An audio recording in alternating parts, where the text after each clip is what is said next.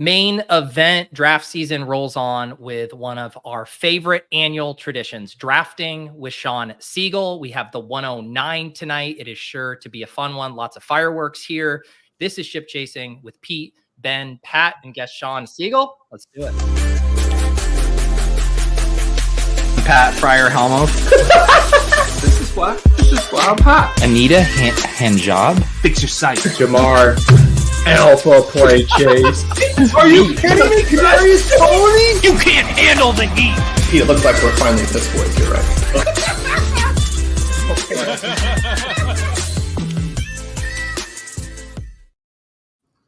All right, we got the crew here tonight. We are off to the races. 101 pick is in. Shawn, welcome back to the Ship Chasing Airwaves. How you doing? Good. I love my background in the little clip there. So that's always fun. It is. It seems so long ago that we got you to say Piss Boys on stream. So we have the 109 tonight. We had the 109 last week with Davis. We have a few 109 slots this year in our portfolio. Shawn, I know you said like for you, there's a break after the top 9. Is that where you're feeling good being at making sure you're capturing one of those guys? It is.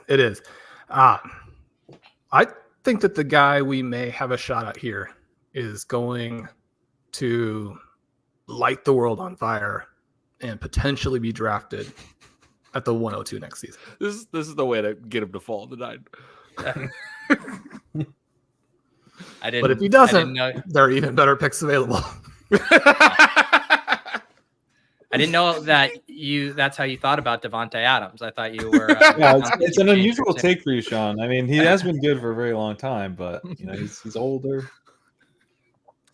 So we see Bijan go off the board. Did I hear you guys took Bijan pretty early in one of your mains, right? We did. We took him at 103. Wow. Nice. Yeah, we did that the other night. That was our first main. It was an interesting draft for sure, but it worked out pretty well. Shawn was really excited about it, and I apparently kept poo-pooing it. I was like, these things are kind of not the exact one thing that I wanted. It's the second thing that I wanted. We had like 5 targets fall around below ADP. Ben wasn't having it. Those we took. Those were all good, but I wanted more good things. So it does look like we'll get one of the guys we expected to get. CeeDee Lamb, Amon-Ra, Chase go. Lamb kind of the faller here by ADP with Breece, Bijan, and Tyreek all going ahead of him, which is nice. It was with Davis. We had the Amon-Ra fall, right? We took Davis 109, which is a nice value on him. And here he is. Is this the Shawn you want to? I assume this is the guy you're referencing. AJ Brown. I mean, he is your brand. There was a 145-point difference in fantasy points over expectation for Garrett Wilson versus CeeDee Lamb last year. We could potentially get that, well, not reversed, but we're going to close the gap a little bit. Garrett Wilson, 102 next year. That's what we said. Oh, it was me, not Ben. Wasn't responsible for it. That was my projecting the 2025 first round. I will. I'll read you had 102, yeah. Sorry. Yeah, I'll read the first part of an email that Gretsch sent on August 1st when I said we got the 9 slot for our draft on 8/22. Gretsch says usually an annoying slot, but not going to lie, that sets up pretty damn fun if you're an insane Garrett Wilson truther. And so that was August 1. The prophecy has come true. Called the shot. Babe Ruth. I'm glad it worked out like this. I mean, I didn't want to have the Jefferson versus Wilson debate because it's a tough spot. I like that getting Garrett Wilson at 109 is very nice. I'm very, very happy about that. I think I would have been perfectly fine taking Jefferson in that spot, for the record, Pat. I mean, I don't know if I said this on Ship Chasing yet. We talked about it on. Well, Shawn had Jefferson second in the queue, so I think there was going to be a little bit. We're going to have the conversation at the very least. Shawn might have had Garrett over Jefferson. I switched back after our chat last time, and then Davis had some more notes for me. I switched back to Jefferson over Wilson after we had our fun debate on Ship Chasing. You talked me into it. Yeah, Davis is going to have some notes on Jefferson for sure. By the way, if you guys aren't on Twitter, you have to go see the clip that just posted earlier today when Davis said getting sniped on Xavier Worthy is how he imagines it feels to get shot in real life. So we made a mini men clip for that. It occurs to me that Davis is sometimes hyperbolic. Yeah, just a little. Just a little. And the best part of it is you have the lyric in that song, "Look to the sky no more." And our incredible editor Zach, of course, spelled it SKYY. Oh my more. God. Yeah, MOORE. just incredible stuff. So we're seeing when I saw that was crazy to me because I'm like he was boxed into that song. Like Davis said, he said every time I get sniped, I play Many Men. So he had to use Many Men, and yet he found a Sky Moore joke in there. It's just So these past two picks have been pretty wild. So the 11-0 goes JT, the 12 double taps running backs, Jahmyr Gibbs, Kyron, and then the JT drafter comes back and takes Kelsey at 2-2 here. Generally Laporta been going ahead of him. So we'll see what the AJ Brown drafter does here.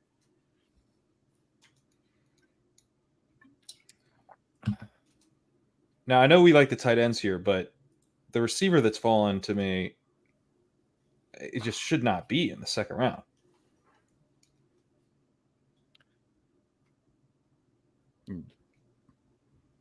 Devontae Adams. Devontae Adams, yeah. Because he should be in probably the fourth. Well, it's the 10 hole's really bleeding the clock here. I think Pat, we're going to go out on a limb and say that tone of voice was your Deke voice, or was that a very serious one? So Laporta I would take Puka. You would take Puka here. Absolutely. Sean has Cup ranked well ahead of Puka Nacua. I would like to get our first McBride share personally. Okay, all right. Fine. I don't understand the lack of enthusiasm for a guy who just had the best rookie season ever. It's very strange to me. I mean, to me, like we've seen some of these rooms. What was it last week where the pits? No, I get, everybody came off the board, and then we're scrambling. I get it structurally. I don't know. It's just it's very strange to me. It was nice for me, honestly, because last week or 2 weeks ago we had Sack on, and we had the legendary upside contingent. But there you wanted to start a Puka conversation. I could just say, well, Sean has him second on his own team, so we have the guest that's prioritized my direction. Also have him second, and Cooper Kupp. He has himself second. He says Cooper Kupp's the 1A. I think the problem is that when you put up that kind of season as a rookie, like it's very likely that you're a superstar, and that changes things. But do you know that FFPC is tied in premium? Sometimes the chat forgets. I like to remind the chat because they do forget that it's tied in premium. Yeah. Colum and I took McBride at 110 in ours because we did get walled off from both Garrett Wilson and Justin Jefferson. So now I have two McBrides. How many main events are you going to do this year, Sean? I don't know. I think maybe around 10, something like that. Something you always where you like can to save manage a few. Do some at the end, get that late information, be able to still do the waivers. Yes. And I'm sure a lot of people have already seen it, but the Zero RB countdown list has been posting. We're down to you just have the final installment, right? 5 through 1. And that'll hopefully come out tonight.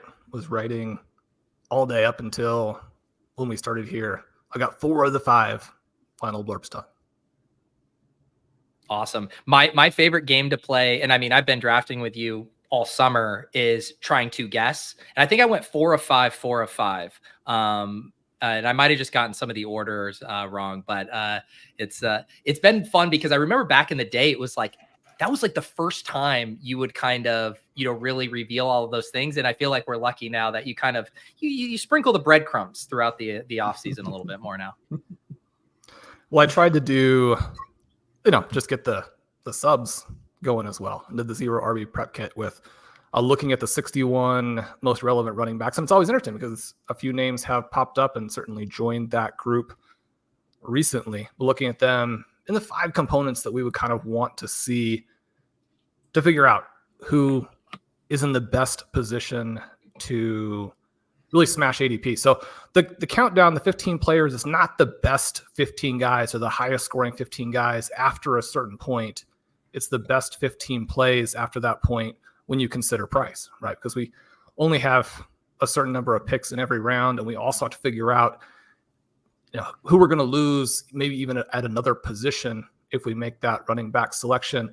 And yeah, it's always tough. It was certainly tough this year. I think there were about 17 names in play. We may run into the hardest one or the most controversial one to leave off kind of as we go through. And there were certainly a couple.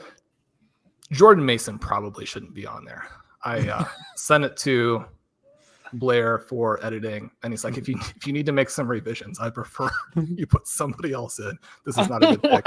Why is Blair so anti-Jordan Mason? Because he's not a 21-year-old rookie? I'm sure that has something to do with it. Yes. I mean, Kendre Miller did make the list, so I like the Jordan Mason inclusion. I think I that's like the Jordan Mason inclusion too.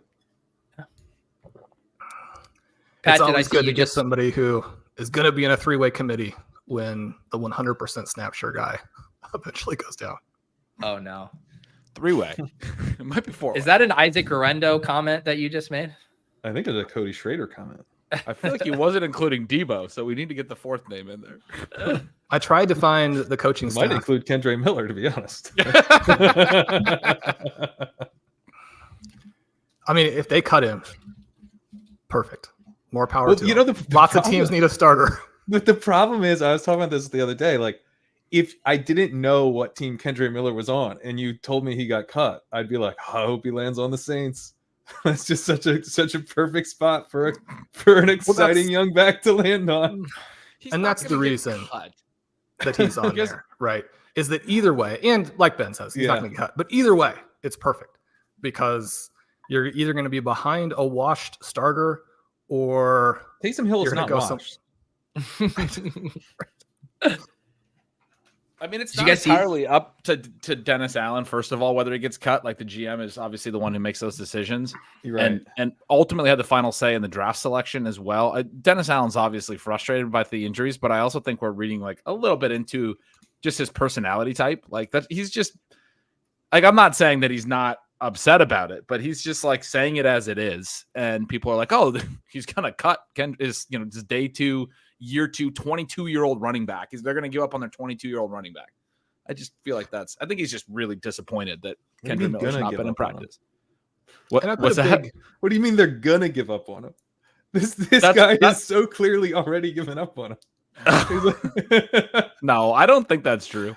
I don't think it is either. I think he's just an asshole. He's like just a an total asshole. asshole. No, you're right. I think he's an asshole, and I think he's frustrated. And he really does love Taysom, though. I think one of the sneaky things there is I think Taysom's basically going to be running back this year. Taysom's the backup running back, I think. Yeah. Did you see Yahoo? Chat, Dennis Allen straight up wants Kendre to be homeless at a bare minimum. I mean, it feels like that. It does feel like that. I put Yahoo today changed Taysom to give him quarterback tight end dual eligibility. There was lots of excitement in the Yahoo streets today. Baby. I saw. I got the question somewhere and I forgot to respond to it because I didn't know how to, like, in that moment. But one of my subscribers messaged me, how much does he move up the ranks? I was like, I don't know. Pretty far. Yeah, I mean, he's in like the 130s, I think, on DraftKings where he has tight end eligibility, which seems. Davis said to me, he asked me for Underdog if he had tight end, and I said I thought he would go after Njoku and before Goddard if he had tight end eligibility.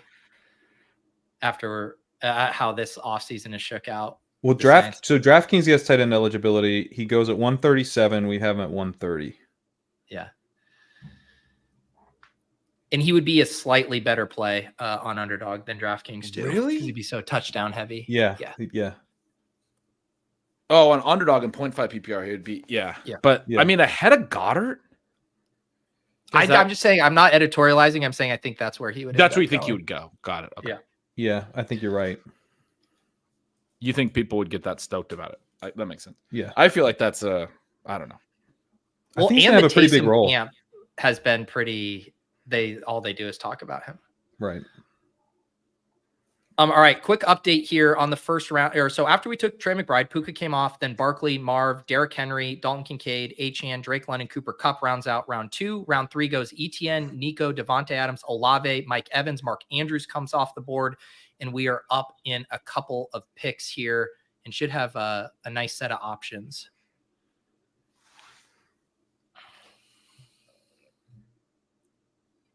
My cat tried to murder me this morning. It's great. What do you mean? Just decided to see this. Just decided Oh, to I've come right at my eyeballs. I've got a mark here on the eye from Murphy. We're messing around, and he got me right in the eye. Wow. It's like 5 a.m. I was petting her. She was like so happy. And then I got up to go walk down to get coffee. She doesn't really like when you walk with her, but she was so calm with me sitting with her. When I got up, she was like, Wow. get some. I just realized Davis copied your name. He announced that he's getting a puppy and naming it Murphy. And we were making that he named it after Liam jokes. Now I realize he's just copying you. Just copying my just It's a took great that- dog name. Yeah, Just literally take my dog chasing name? Corain. with the It's dog truly name. chasing great. Oh my Yeah. god. Although If I name my dog Murphy, I'll win BBM. Yeah. I mean, that is the order of events. I got Murphy in 2022. 2021. No, 2021. Neighbors goes some really nice wide receiver options. Who do you guys like here? I really wanted Neighbors. I'd probably be Waddle. Debo's also interesting. I like Waddle. What do you like, Sean? I would go with Debo because it potentially opens up more things, but it depends a little bit on the 4th round positional preference. I assume we'll still probably be wide receiver in the 4th. That's what I would Just think be my too. guess. Yeah. Are you thinking something different in the 4th? Not necessarily. Yeah, I know what you're saying now. Yeah. You want to do Waddle and then keep that option a little more open? Sure. I feel like this is a pretty nice price for Waddle. I mean, is this close to his current ADP right now? So in the last 3 days in Fantasy Pros and Main Events, it is Debo at 208, Waddle at 209. So just right there. Okay. Gotcha. 308 and 309? 308, 309. Yes. Yeah. Sean, we took Debo in our other one, and then Pat and Pete and I also took Debo in our slow. Is that right? So Yeah. I've taken Debo with all 3 of you once already. So it was nice to take Waddle with you guys once as well. I don't think I've drafted Waddle yet. That would have been my 3rd Debo. Yeah, and so this is another draft where I think sometimes, because early on in main event season, I don't know if it's still happening, is if this Pitts thing has pushed up, but like early on, you could generally get Pitts here in the 3rd. And now it just doesn't seem to happen in any of our drafts. He's at 311.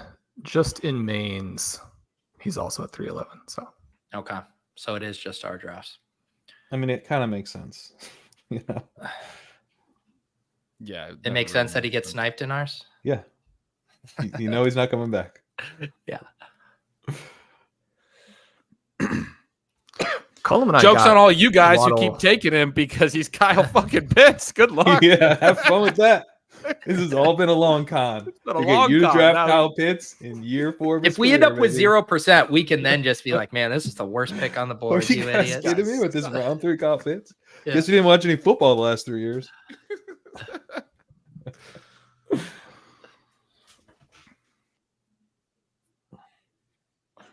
So we got after we we got pick, Collins at the 403, and which is like, I don't think he got hurt in the last 30 minutes, but having Waddle and Collins together was fantastic.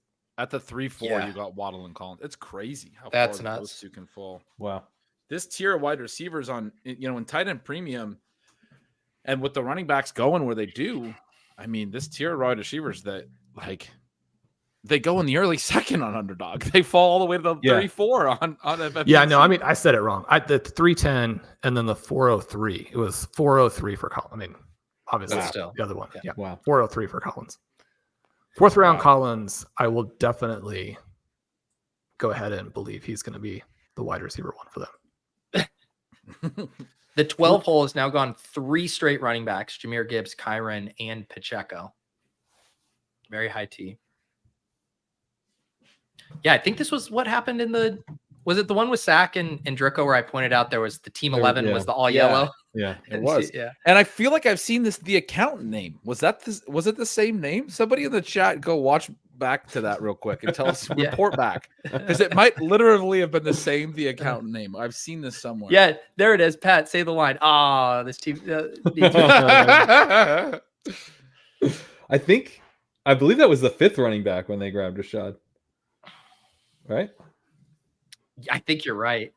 Yeah. It was 4. Oh, I don't know. I can't remember. It might have been 5 straight. So since we picked Debo went, Pittman said Pacheco, the turn guy does take DK Metcalf, then Diggs comes off the board, and we are on deck here.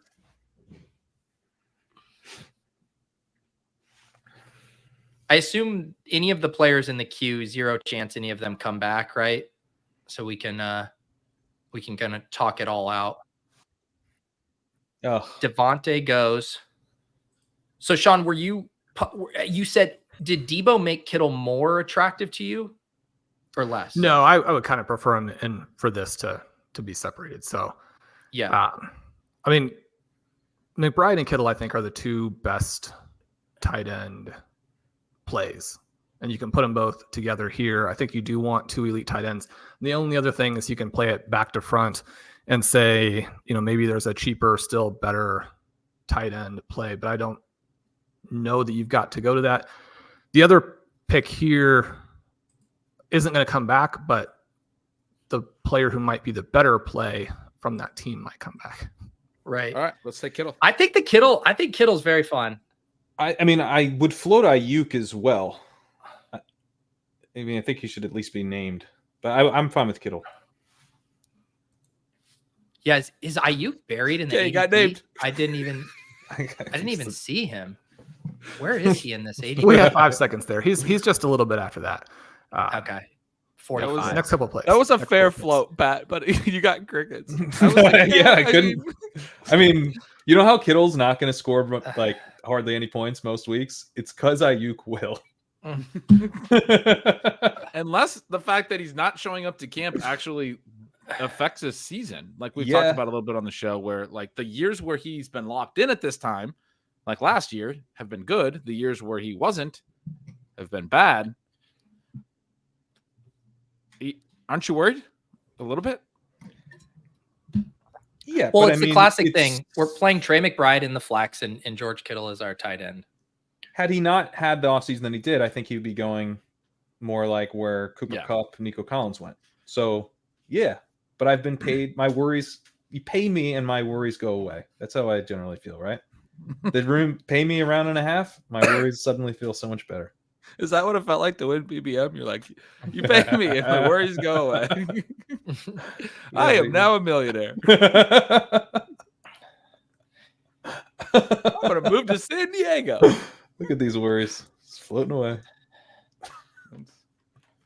I like it with how many, we've had some spots in the drafts where we have been doing a lot of late tight ends, and I think it'll be nice to be able to flip some of those to running backs or some wide receiver darts, and let everyone else trip over themselves to catch up at tight end.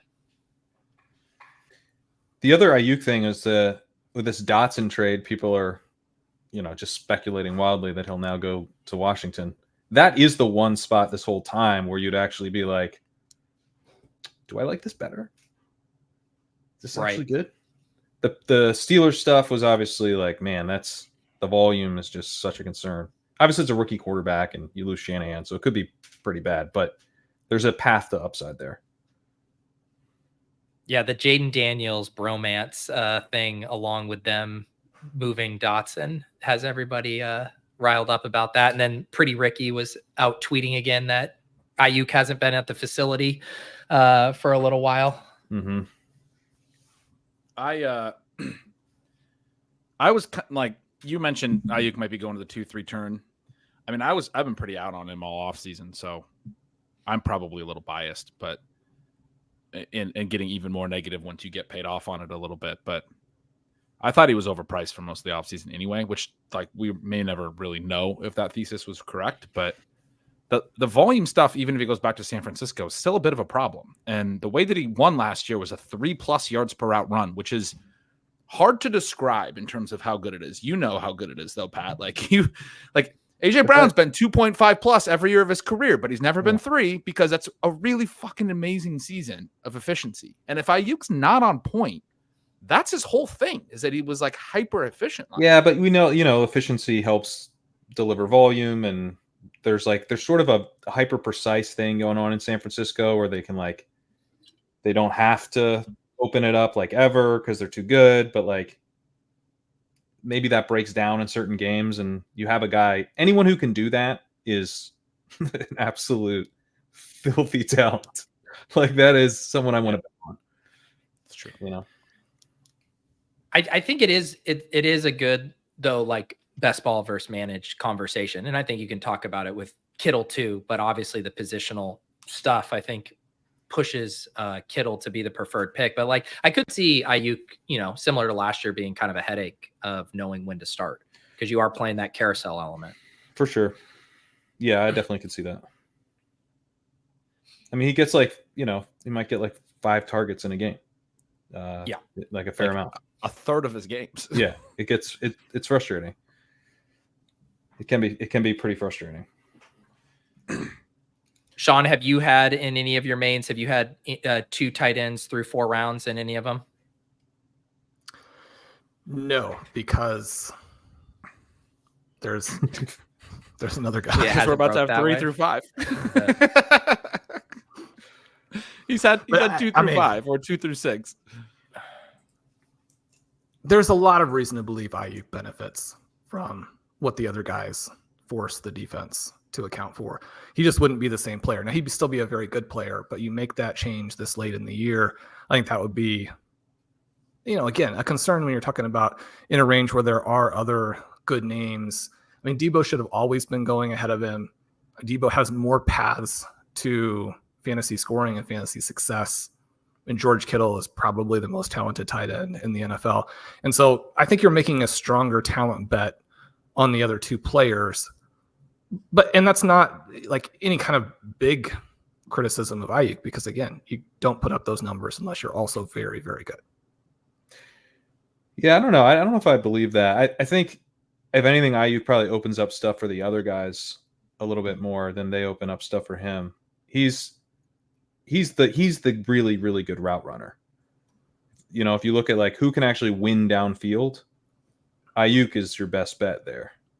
So I think he creates for himself the most of that big 3. I think that he benefits from the same thing that the Packers receivers that we wouldn't put in the same conversation benefit from, which is the ability of the coach to get the guy open. And then there's just Samuel and Kittle are such extraordinarily unique talents that if you don't account for them, and again, as you're pointing out, there's a huge value to that receiver who can actually get open down the field. Lots more guys you can just get the ball to and ask them to run. But the problem is that most guys, when you get the ball to them and ask them to run, they can't do anything like what Kittle and Samuel can do. So it works both ways. I agree. I agree. But I think that, there's a reason why Kittle disappears for games on end, because it's what is the sustaining element of the offense that kind of keeps the defense on their heels? It's the ability to win downfield, attack downfield. I think if we get a healthy season from Kittle, which may never happen, you're just going to see. I mean, he's very much in the mix to be the overall tight end 1. He's got the talent for it, for sure. He's got the talent and could have the offensive environment. It's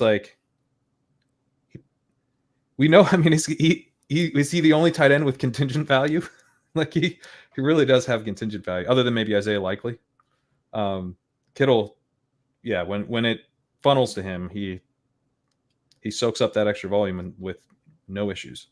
I would say, Pat, if Troutman and Kroll get hurt, Greg Dulcich could have a good season. Yeah, Greg Dulcich has good such a value too. That's what I'm talking. There's a late note. Michael Mayer.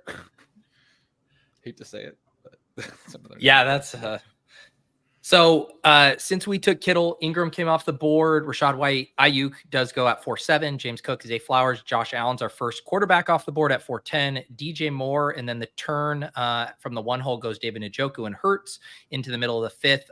4 wide receiver start took Josh Jacobs. Rashee Rice, who we were taking a look at there for a second, went at 5.3, and then T. Higgins comes off the board at 5.4. Yeah, Rice going's a bummer, but we knew that would happen. Yeah. Yeah. Definitely want to get some exposure to him, though. We have missed in all the drafts so far. Yep. Shawn wanted to take him in ours.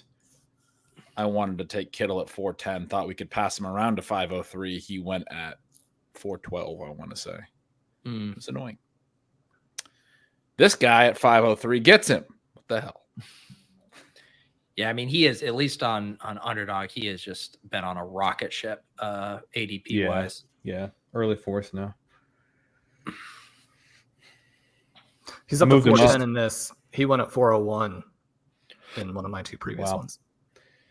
Yeah, I moved him up today because we had kind of the ADP still pulling him down, actually. And I was like, I'm not seeing him. I was doing a bunch of puppies, just multi-tabling, and like I was getting 0 Rice. Yeah, so I'm just gonna start taking him in the early fourth. I'm sick of it. I'm sick of not getting him. I was at like 25% Rice at one point. Now I'm like probably at 15. Just the rise has been so dramatic. Yeah.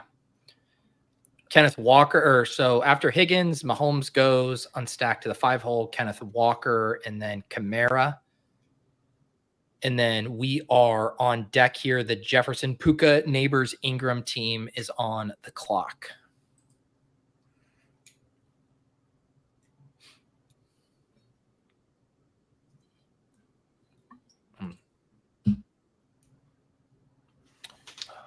And Forgrease in the chat asking the hard-hitting questions. Are any of you picking Diami Brown now? We're not to that portion of the show. I did my Diami year. I'm not doing it again. You've done your service. I took Diami Brown with Ray G on Best Ball Breakfast before the trade. We were looking like the oracles. All right, we are on the clock here. I love 2 of the wide receivers in the queue. I do too. Take your pick. Oh, I see 2. I like Tank. Tank would be my bet. I love Tank. I think we can get them both if we go that way. Okay, let's go Tank. Yeah. That's what I was wondering too. So we start Garrett Wilson, Trey McBride, Jalen Waddle, George Kittle, and Tank Dell. It is another like weird quirk, right? Of like just thinking of how the wide receivers are clustered on Underdog here. I mean, so many wide receivers. I guess not a ton. What, 3, 4 of them go after? Go after Tank on Underdog, but he's sliding here. Higgins, Rice. I guess Diggs and him are close. Zay goes after him. There's like an element of, with Tank Dell, I think you're going to have to ride out some disappointing weeks, but like, I think the highs with him could be so high that it's not like you're going to miss the spike weeks because you'll just start him. If he breaks out, like I think he can, like you just have to roll with it. And in this as our 3rd receiver, he fits that really nicely. Like for starting him. Yeah. Amari, Terry come off the board. Shawn, where are you at on Tank these days? I like him. I don't get a lot just because it can be a little tricky structurally, and I do like Diggs. But I mean, the argument for all 3 guys is so strong that I think you have to look at it from a full team perspective and say, I mean, you need to get all of them. You need to expect them to be incredibly dynamic. Dell is the guy who is going to need the least amount of actual work to score points. So it works perfectly because he's probably going to get the least amount of work. But if he didn't, then he would score so many points that you're talking about him in round 1 next year. So, I mean, he shouldn't be here. I don't know that there are a ton of receivers that went ahead of him that I would necessarily say, like, you have to take him over that guy. There are players at other positions I think you have to take Dell over. Yeah. You're not taking Kamara over? The other thing too, like you talk about the sprint. Oh wow. Brock Bowers goes, which means I think we're for sure taking Xavier. That makes Worthy, it very right? easy. I think Xavier Worthy. Yeah. Yeah. The plus side is we get Xavier Worthy. The downside is you guys don't get to watch me pretend to get shot right as Xavier. Do you want to play the David? You want to play the Davis clip for the people? I don't have it. I don't even have it in here. I should have. That would be great. But I was believe gonna I say, said we're going to get them both when we were like clicking on Tank Dell, and then I was watching the next couple of Pixby receivers. I'm just praying, Panicking. Yeah. yes. And then names like Terry McLaurin, George Pickens, and Christian Kirk went, and Yeah. it's like, well, I'm wrong all the time. Those 3 guys will probably score more points, but if one of that foursome scores, like gains 400 more yards and scores 75 more fantasy points than the rest of the group, it's going to be Xavier Worthy.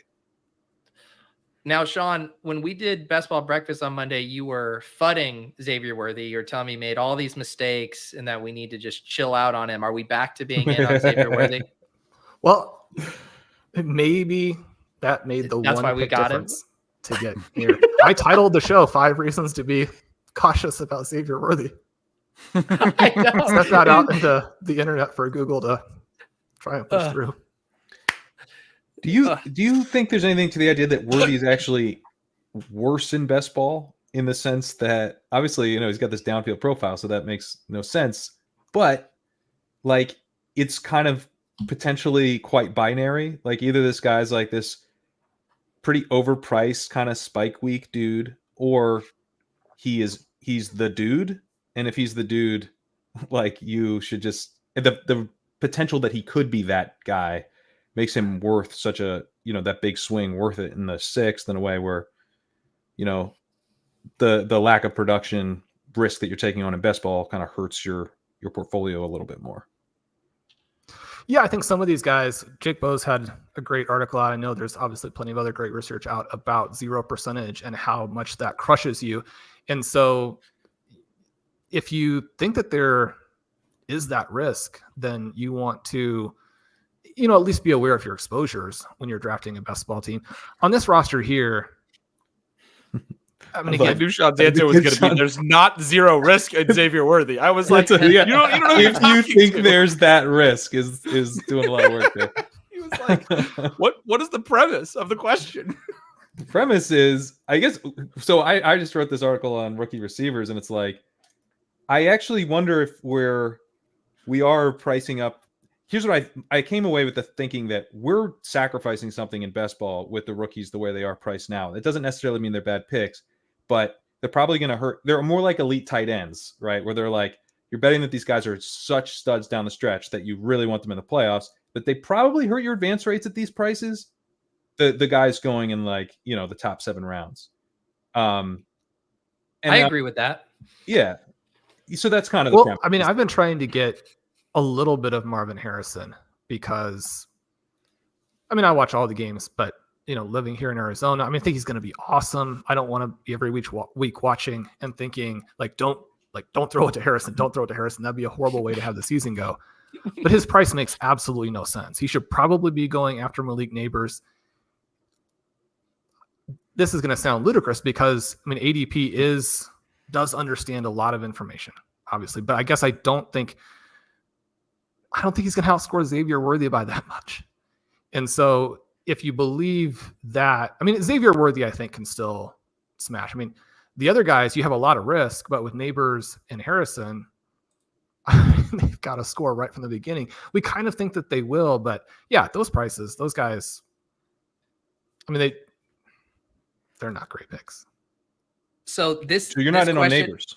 No, I am. I mean, I think even that one round is a difference. I think the reason that Harrison goes where he goes is because it's kind of this stealth, really soft part of the draft. And by stealth, do you mean everyone's complained about it for 3 months? Yeah. The whole second round is very flat. That's the rule of content this year. How about this? If you go ahead. No, go ahead, Pete. Oh no, I was gonna say take away the take a peek angle. What is our starting lineup with what we have so far? Who's the odd man out? I think in week 1 it's maybe Worthy, but I mean we have the take a peek angle. I know, and I said take that off the table. I want that. I don't want that as part of the exercise. Would be Worthy, I think, in week 1. Yeah, in week 1. Yeah, Sean's like it would be Waddle. Sean's like, you're damn right. Sean's we like, take a peek. Sean's like, we got to see how Aaron Rodgers looks. Garrett Wilson before we can play Garrett Wilson over.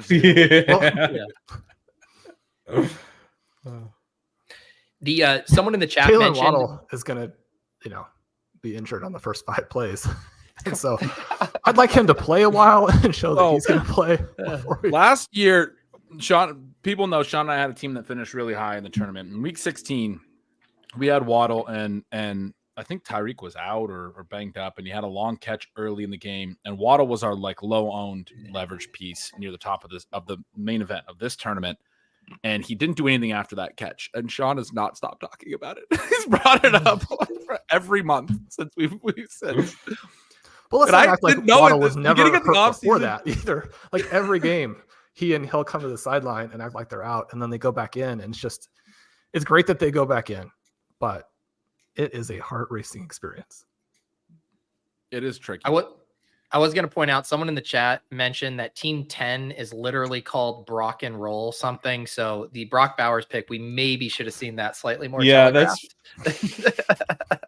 was coming in hindsight. It's a good thing we didn't build the team around getting Brock Bowers in the 6th. Yeah. All right. Since we took Xavier, we saw Lamar Jackson go, Ridley, Godwin, Freiermuth in the 6th round here. Jaden Reed, Deontay Johnson, Roma Dunze, Keenan Allen, Hollywood Brown, David Montgomery, Javonte Williams, and Anthony Richardson as we enter the middle of the 7th here.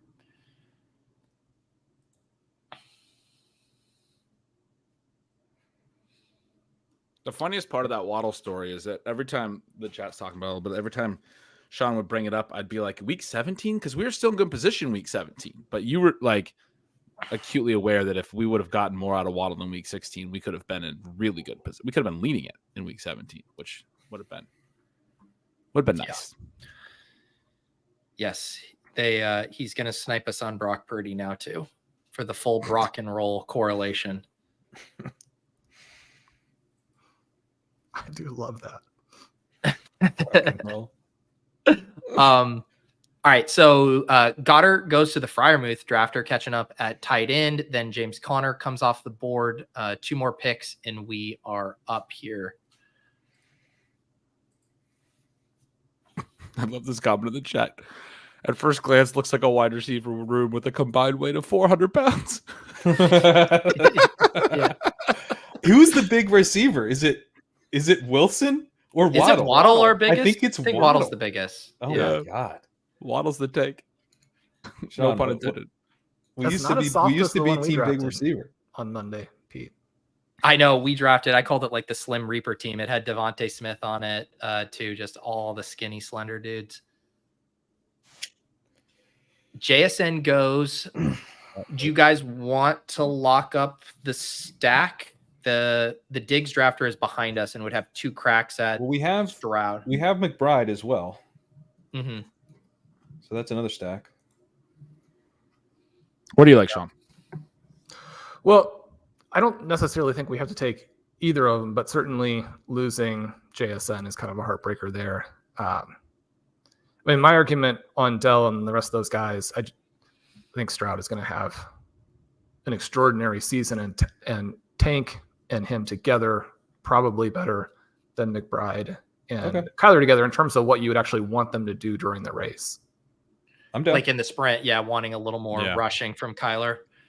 I'm Right. down for Stroud. I mean, I would. Is this our first Stroud? No, we took Stroud over last time. JSN against your recommendation, and Davis talked about the rest of the stream. Didn't like that, and now we don't get JSN here.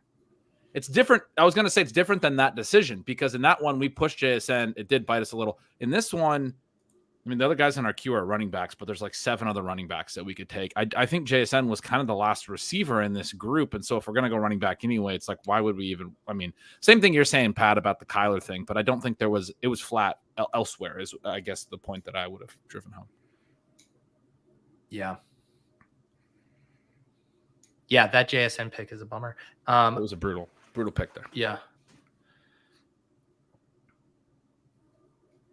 Aaron Jones, DeAndre Swift come off the board. So you guys thinking running back here? We could. I mean, I like this next group of receivers a lot more than you guys, I think.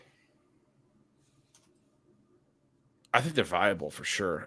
I mean, I guess you probably have them with JSN because you're not as high on JSN as well. Yeah. I mean, I don't know. I only get like 13%. I guess I'm not as high, but I'm like 13%. Like, yeah, I'm taking plenty. But yeah, I just think these guys are in the same tier as him. That's like I'm more accurate on it if that's the. I haven't lost my mind.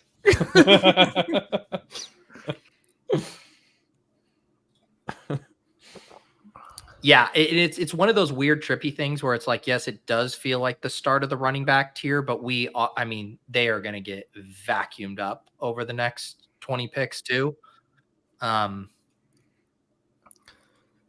Yeah, my favorite receiver pick won't come back, but this is a really strong range for running backs, and I think they're just going to all get compressed into that same spot, and none of them will come back. Yeah, that's what I wonder, Sean, put in the private chat who your favorite receiver pick would be. If you don't mind. Oh no. Is he in the queue? You can put him in the queue. Yeah, just put him in the queue.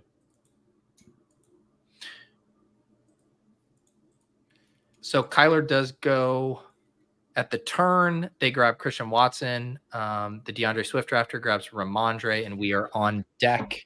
Najee goes. So anyone we want here? I would be with Sean on Sean's receiver. I think you're leaning running back, but that would be my pick too. Yeah, that would be my preference. As far as the running backs go, I think I'm still Warren here. If we're not going Warren, we could go with the other injured guy. But the guy at the top of the I don't know. I mean, I guess as far as like a talent level bet, I just have such less faith in him. I would be Mostert or Brown at running back, and I'm McConkey over Brian Thomas. So I'm in. I would take McConkey over those two running backs. Sean's gonna have to click because we don't have a consensus. I'm Brown. Who do you like, Pete? Chase Brown. Let's do Chase. He'd be right up there for me too. Sean's down to the top of the queue. It sounds like Pat's the only one that's out on him. Yeah, I don't think he's like I don't know. It just feels like I flipped all 4 of them through as everybody was talking, and we got back to the 2 Brown votes. I would have pushed harder for him, except I do already have a lot. I think that all of the picks there are really strong. Yeah, that's the problem. It's like you're only going to be able to get one of those dudes. Pat, what's the like when we last talked about Brown?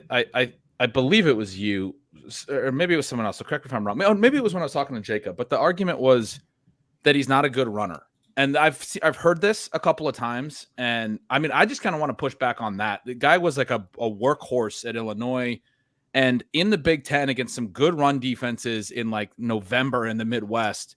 He had 25 plus touches in a dozen games, and he got 120 total yards in every single one of those games in college. Like every time he got big work, he showed an ability to get 120 plus. Like, I don't understand how you could do that if you can't read holes.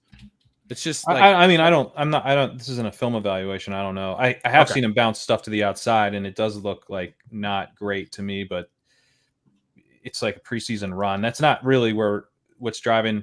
I mean, like I wasn't in on Brown enough when he was cheap, which was a mistake. And I made an effort to correct that at prices that were more similar to like Brian Robinson pretty aggressively. Like when he was in the, around pick 100, I was hammering him to make sure that I never had to do this. It's kind of like what I basically don't want to chase him up to where I'm really having to bet on him as a talent, because he was a day 3 guy. In my stuff, he came out as like a 3rd round rookie pick type of prospect. He was used, I think, in one season pretty heavily, not very efficient, kind of an undersized chunk play runner, which is always a bit of a concerning archetype.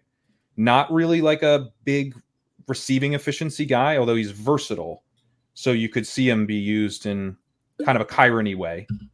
But, like JJ's model, he didn't come out all that great in. And then his year 2 stuff, it was not promising because he was used like not at all as a rookie, which is, not a great sign. So a lot of these guys, we see them, even if they're day 3 guys, the guys that we get excited about, they come in and they really flash over, a bigger than expected sample.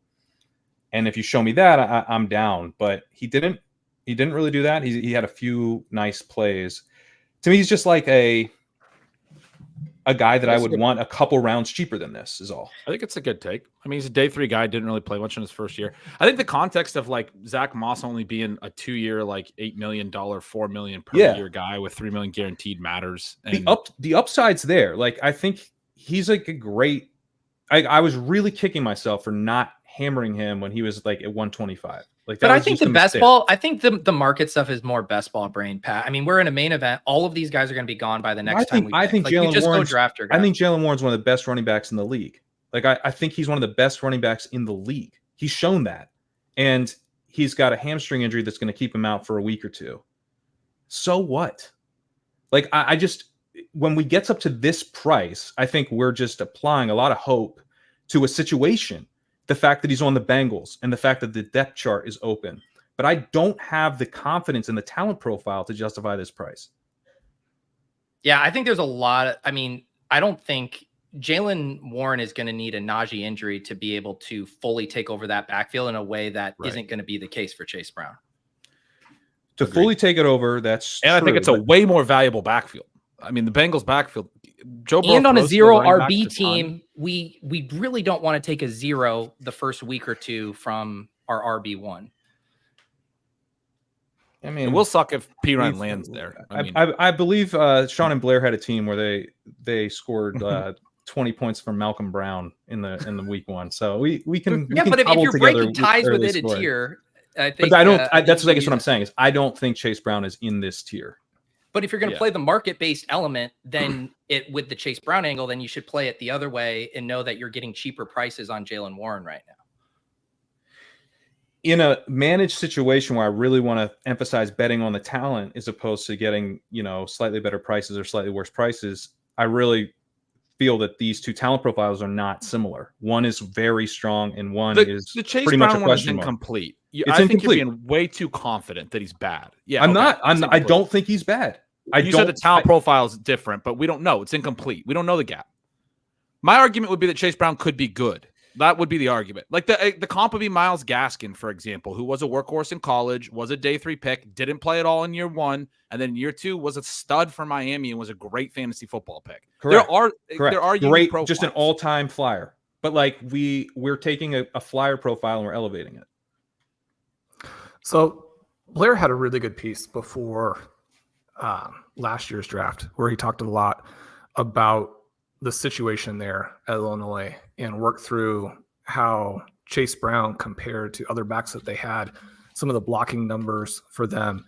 And it wasn't something where it's like, we should ignore the efficiency profile, because you would like someone who's going to be a star at the NFL level to do more than he did.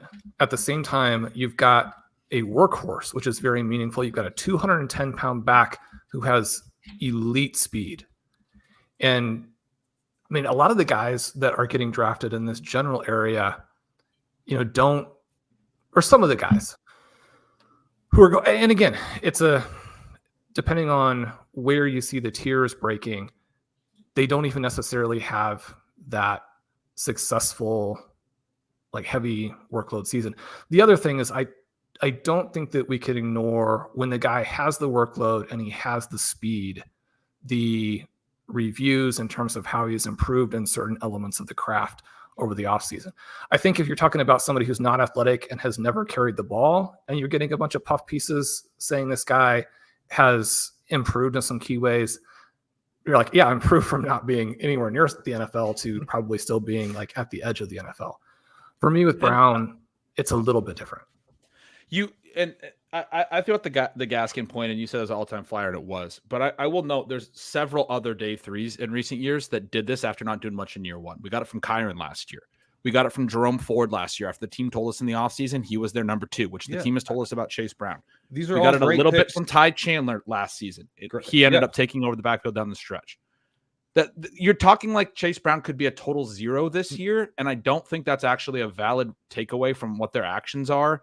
And I don't think it's a valid takeaway. I'm not talking like he could be a total 0. I'm talking about you cited really good 15th to 18th round picks, and I agree with you. But we just took them in the 8th round. I'm just talking about how they produced in year 2. Like the market's the market, but a lot of them produced. This is a big premium to pay for this profile, and it came at an opportunity cost of profiles that we should be a lot more confident in as far as what their upside is. I think running back's still a pretty opportunity-based position. I guess the confidence you have in the player profile sticking year over year, because that stuff can change quick too. Like I was really confident Ramondre Stevenson was one of the best running backs in the league last year after his, missed tackles forced and evasion numbers in the first 2 years, and then he had pretty bad numbers left. His numbers as a sophomore were actually not that great. So, we got some red flags in the breakout season, which is sometimes, I'm not saying Warren's going to be sometimes bad. We get red flags in the breakout season because you get the efficiency that gives you the opportunity, and then you don't have the efficiency to go with the opportunity, and then it's time to go. Now, would you like to pay more for this? And the answer last year on Ramondre was kind of like, maybe not. I wasn't hammering Ramondre last year because the price went up significantly. Yeah. I guess what I'm saying is the way that you're framing your argument, I think is very fair, but I don't think it's the only way to frame the argument. And I feel like I'm trying to make like other points, and you're like, but this is how it needs to be framed. It needs to be framed about talent, and this is not like too high to pay for a talent profile. I want to make bets on talent profiles. It feels very similar to the Andrews Kincaid discussion we had as well, where it's like, I need to know the player is a certain level of talent. And I understand that's like your process, but it's not like well, we took Brown. Qualifying thing. We took Brown. I'm just explaining what I think. I think it was a pick that really requires a lot of hope because we don't have a lot of evidence that he's very good. I didn't mean like you talked us into not taking Brown. Just you're like saying definitively we can't take this type of profile over these types of profile. Like that's a process based opinion. That's which is fair. I'm saying it's a good process. Oh my God. You got one pick. So hard. Oh my God. That's why I was carrying that conversation on as long as possible. I was like, we just want to not talk about the next pick because Brian Thompson. Yeah, that sucks. Shawn,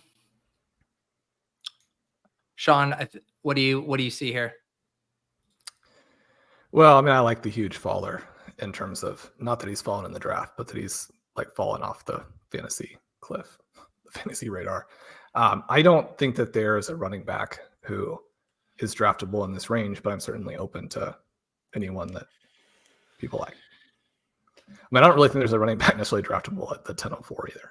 Well, I see you put some QBs in the queue. I just can't imagine taking QBs though after Stroud.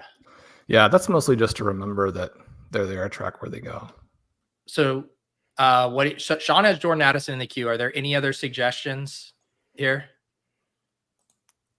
I'm fine with Addison, but we need to move quickly. Singletary and try to get Addison on the way back, but Shawn is saying he doesn't like Singletary there, so I would have probably just put the bullet on Devin Singletary, but yeah, he's at the top of the queue, so it's not like anyone was missing him. If you guys weren't into him, you weren't into him. I think we can still find a running back we like coming back here at 10-4. The teams behind us, I guess it's 50-50 on what they need. Team 12 definitely needs wide receivers. But I think there's running back there. So Shawn, like, I assume Addison was your call there? Yeah, I mean, you look at what receivers who do what he did as a rookie and were fantastic in college. I mean, you're talking about somebody who every year is good. And now we don't have to worry so much about the quarterback change midseason. There's a potential that lowers the ceiling a little bit if McCarthy really was going to be a star, because Sam Darnold is not a good football player. And yet the rest of the context is absolutely fantastic outside of, if you got hit with a suspension during the playoffs, during the race, which does seem, I guess, possible. But I mean, this is less likely given the timing of it. I think we seem to be not out of the woods completely, but it doesn't seem likely. And so that makes me feel pretty good about taking a guy here who I think should be going in the 6th round. What's the latest on his health? I guess I haven't heard anything. Is he expected to be ready week 1? It didn't sound like the injury was meaningful, but anytime that somebody is missing practice right now. The vibes aren't good, Sean. They're not good. I've been moving Addison down my ranks, but we didn't. I mean, this is down and down and down and down though from where he should be. I mean, this is it's many just a shame Thomas didn't get there. That was rough. That was just the easiest. Yeah. Team 8, I'm going to guess is some combo of a RotoViz Stealing Signals legendary upside subscriber with the Neighbor Snipe, the JSN Snipe, and Brian Thomas Snipe. But maybe not, because they took Joe Mixon and Zamir White. It's very off-brand. Yeah. I mean, I'm honestly fine to grab both Moss and Chase Brown here. I know Pat loves Rico. I love Rico, but I think we should take a bigger swing regardless. The other running back in the queue, or honestly any of the other. I just think that we need Chase Brown to kind of work at this with that pick. I think so. Yeah, I would be Rico, who frankly is a pretty similar bet to Brown. I think Rico would make sense here. Sean, is there a potential for? I like the rookies. Is there a preference on the rookies? I mean, I don't have a strong preference. If you wanted to go with Wright, I'd be Gretsch, fine with that. weigh in. I would be not Rico because we've taken him twice, and I'm not as confident. Then say a name. I don't want to piss Pat off Benson. anymore. Yeah, Wright's great. Wright's great. Wright would be. We took Jaylen. Because I mean, think it's there's a thinness to this play, but there's also the element where, I mean, Jaylen Wright is the guy who just wins every single time. Yeah. There is that outcome, yeah. He's much better, I think, than one of the things. We had a variety of people on OT this spring, and one of the things they talked about is some of the things that you read when you read his scouting reports from the big names, where there's concern about the vision at the second level. The other element, though, is just that he's basically H-An with another like 20 pounds. And so you're talking about a guy who the Dolphins are raving about the violence of his runs. He's got elite explosiveness. He's so fast. And I mean, those other two guys, you can't make a pick like this and be like, oh, well, the other players have gotten hurt in the past. But there is an element to the specific names ahead of him and their fragile nature in past seasons that opens it up here. And already we're getting signals that if there is risk to the Dolphins runners, it's probably the guys who are more expensive, because Wright is going to touch the ball. Yeah. I don't want to I'm certainly not trying to poke the bear here, Pat, but how is Dowdle a profile that isn't exactly, I mean, I know it's cheaper. This is that is the question. Answer. I guess I'm struggling to understand why the price isn't factoring in. Like, I'm not saying it isn't. So we got two rounds. It's all the same range. If Brown was here, I would have been like, hell yeah, let's do it. But the opportunity cost has changed significantly. We didn't have to pass on Brian Thomas. We didn't have to pass on Ladd McConkey. We didn't have to pass on Jonathan Brooks, Jaylen Wright, Jaylen Warren, and Jaylen Wright. But yeah, like, it is the opportunity cost. That is my argument. So when the opportunity cost breaks a couple rounds later, like, let's go. Let's swing for the fences. I would make the case that, again, I do think there are enough pieces with Brown to where it's a very different talent argument. But even if it's not, there is a situation where... I guess I am just so much less convinced on the college stuff. I mean, like his peripherals in college, his breakaway percentage was atrocious. And I know he had like the 4.4 speed, but he actually did not profile as an explosive back. He was a tackle breaker, kind of chunk play guy. His yards per route run was 0.99. That's not like terrible. He ran a lot of routes actually. So like kind of a leave the light on for him as an NFL receiver type of profile, but nothing there that was like a stamp, like this guy's going to be really good as a receiver. And then in addition to him not being explosive in the running game, you know, I don't prefer that he wasn't explosive in the receiving game either. So in terms of actually like delivering big plays, we didn't get a lot of that in college, which makes the argument on the speed a little thinner to me. Yeah, and you can't just point to the one run and say it was the second fastest run, the second fastest time play in the entire NFL last year, because, again, it's just one play. You need to be breaking more of those types of plays. And yet, again... Classic Shawn argument, non-argument. You can't just point to this thing that was really cool, but... I mean, he's fast as hell. Like, I'm not saying he's not fast. He is fast, but we know that, like, even at running back, these guys, there's skills that we want these guys to be demonstrating. Right, but there are plenty of workhorse backs who get drafted because the volume is going to be there who are not fast. And so they also don't bring that element into play. For me, part of it is structural in that Jordan Addison, I think, is a better pick than Ladd McConkey and Brian Thomas. I wouldn't have pushed for him ahead of those guys because I understand what the current context of the entire situation is. But if he's going to potentially come back, I do want to get a running back there. And I think that the other names that are in the mix are, you know, Spears and Brooks.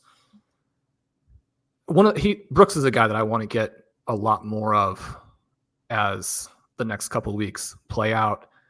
It was maybe a situation where on the teams where you have Hall and Robinson, or when Gibbs gets back to you, you know, in the early two, then I would have pushed pretty hard probably for Brooks there. Wait, sorry, with what happened? Well, just if you're drafting on a team where you got that anchor with a Breece Hall or Bijan Robinson, or if you're drafting a Jahmyr Gibbs team, then I think you've got to try and get him because he's going to score a lot of points. No, I like Brooks a lot. I think he's a clear target. But again, you know, look at the prospect profile stuff. Like Brooks' profile is a guy that you take in kind of the late first. Chase Brown actually came out of my stuff as a fourth rounder. He didn't, and that's with the draft capital put in there. But it was a profile that I didn't love coming in at all. All right, here's the recap of our team: Garrett Wilson, Trey McBride, Jalen Waddle, George Kittle, Tank Dell, Xavier Worthy, CJ Stroud, Chase Brown, Jordan Addison, and Jaylen Wright. Since we picked Zach Moss, Eckler, and Rico, the running backs off the board, no tight ends in this round. The wide receivers: Curtis Samuel, Lockett, Palmer, Romeo Doubs, and Mike Williams.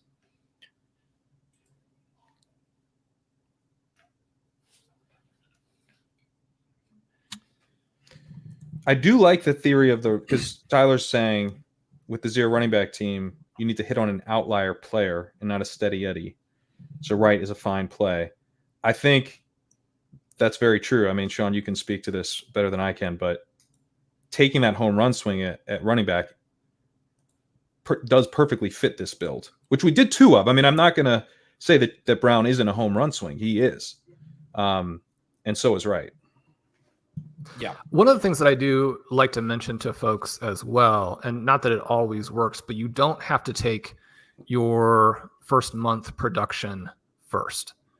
You can figure out those plays where you're probably going to get some, get me across scoring late, and take the guys that you think are going to win you the big money earlier. And I think it's tempting to think we can only do it in the other direction where we need those earlier guys to hit. And then the late plays are completely contingent value. Every draft is a little bit different in terms of what it gives you. Most of my favorite plays as we go through the back half of 2024 drafts are pretty big swings and not necessarily situations where I'm saying like, this guy's going to definitely score you some points early. Don't worry about it. And in those cases, I actually am avoiding those players because I think they will stop scoring. And so that's one of the reasons I'm not that high on Chuba, even though historically he's been a favorite of mine. I think he's a very good player. I know. But I've actually struggled with Chuba because I think he's a good player. I don't really take much of him though, because he's just at such risk of Brooks kind of eating his lunch down the back half of the season. The thing that Shawn just said there that was really interesting to me is a way of thinking about it. That's like, if you have the early production, that it's almost like you're more likely to lose it at some point, unless you're like an elite talent, right? I mean, like there's the injury risk, but there's also the risk that like you do something wrong at some point to lose it. I mean, it's not necessarily what you were saying, Shawn, but as you were saying that, it's kind of how I took it, where it's like when some of these guys that aren't going to produce early, you can kind of play it for like the other guys will F up and they'll get their chance down the stretch. Like I mentioned Ty Chandler a little bit ago. It's not a great example, but it just came to mind. Like Alexander Madison struggled. They also acquired Akers, and Akers also struggled and then got hurt. And then Chandler ended up playing a ton down the stretch. And it's like, it came at the right time because they let somebody else fail first. It's almost like not necessarily intentional, but. The other point I want to emphasize, and I realize because there's been like a lot of, I want to be generous. I think comments of people not understanding some pretty big differences in this tournament relative to what we've been used to with best ball and stuff. Let me put this in perspective for you guys. 8th place in this tournament is 1/100th of first place. I will say that again. 8th place is 1/100th of first place. If there was ever a week 17 or the sprint is all that matters contest, it is this one. It is first or bust in this thing. So if you're not trying to build a super team, you should be playing a different contest. You're breaking mine and Shawn's heart there a little bit. We were in second going into the final Sunday last year and finished 30th. And we got a nice gift bag for it. Yeah. And if our kicker hadn't scored 30 points, we would have fallen much farther than that. One nice thing is a couple of the nice running back targets have come back around. It hasn't been as running back heavy as I might have thought this range would have been. Likely Musgrave, Schultz come off the board. Mr. Brock and Roll isn't able to complete his Brock stack as Brock Purdy goes to the Christian McCaffrey drafter. The Brock stack. Yeah. And we are on deck here. Man, that Brian Thomas pick sucked. Yeah. Although, Shawn, you're irrationally high on Jordan Addison, so maybe that works. Dontavian Wicks goes. Charbonnet is a guy we all click a ton. I might be the third guy in the queue for this team. I'm into that. Is what I was going to recommend, in part because Shawn I like them. pulling up somebody for the next pick who would be way ahead of ADP, but also wouldn't make it back. I love McLaughlin. Yeah, do it. Let's do it. We'll start him week 1. It's great. Easy. Yeah. We'll start him every week. And we honestly will start him every week. Because our other running backs suck. You're listening to Pat. Wright's someone I want more of. Like he's not. Yeah. That's a risky pick, obviously, but like. Well, the whole thesis It's a high upside pick. I made this case to you guys in one of our slows, one of our co-managed slows. Like, I think I think we ended up taking Wright in that one, but I think the Miami backfield, like you guys are making this case last year, but like it's mispriced overall. They scored 32 touchdowns last year. Raheem Mostert scored 21 TDs and it's going in the 8th round. And if that is not the most obvious value in fantasy, then what is? Because Achane had 11 touchdowns last year. Unless you think he's scoring 30, in which case he should be a top 5 pick with Bijan and Brees. But if he's not scoring 30, even if he gets to 20, he's still huge value at 210. If Mostert gets 10 himself, he's a huge value at 8. So, I mean, look, the 30 could come down, obviously, as well. They scored 32, but it could come down. But my point is, like, if Mostert does get hurt and 8 is not it, I I mean, and we should be taking Mostert in every draft if we're not taking Jaylen Wright more. Right? Like then it has to be Jaylen Wright. One Dolphin in every draft again. One Dolphin every draft. Yeah, exactly. Yeah. If you don't get A-Chain and Mostert, it's got to be Wright. Like it just kind of has to be on every team. Yeah, I've been trying to take a little more Wright. Although at the same time, I'm trying to take more McLaughlin, and they go right next to reasonably similar. Yeah. But I just need to take more Wright. Well, the one thing that's been, I feel like McLaughlin's price hasn't really risen after. I mean, that week 2 preseason game was about as bullish for him as you could get, I feel like. And I haven't seen people like moving him up much from there. It was great for him. He's such like the coaches, like the coaches love him. He's like been such a hard worker, and he's obviously got to put together the pass blocking, a key thing for him to get on the field. Who did you want to pull up, Sean? Oh, so I figured it was. Yeah, I like one of these 2 guys, whoever the preference would be. The top 2 guys in the queue? Yeah. The rookies? I love Bucky, but I'm good with either. I'm always drafting Bucky. It's kind of absurd. I'm into Bucky. There's no interest in Ty Chandler. I think Sean told me the other day he was undraftable. Sean, you loved Ty Chandler last year, and he played well. What happened? That was an exaggeration.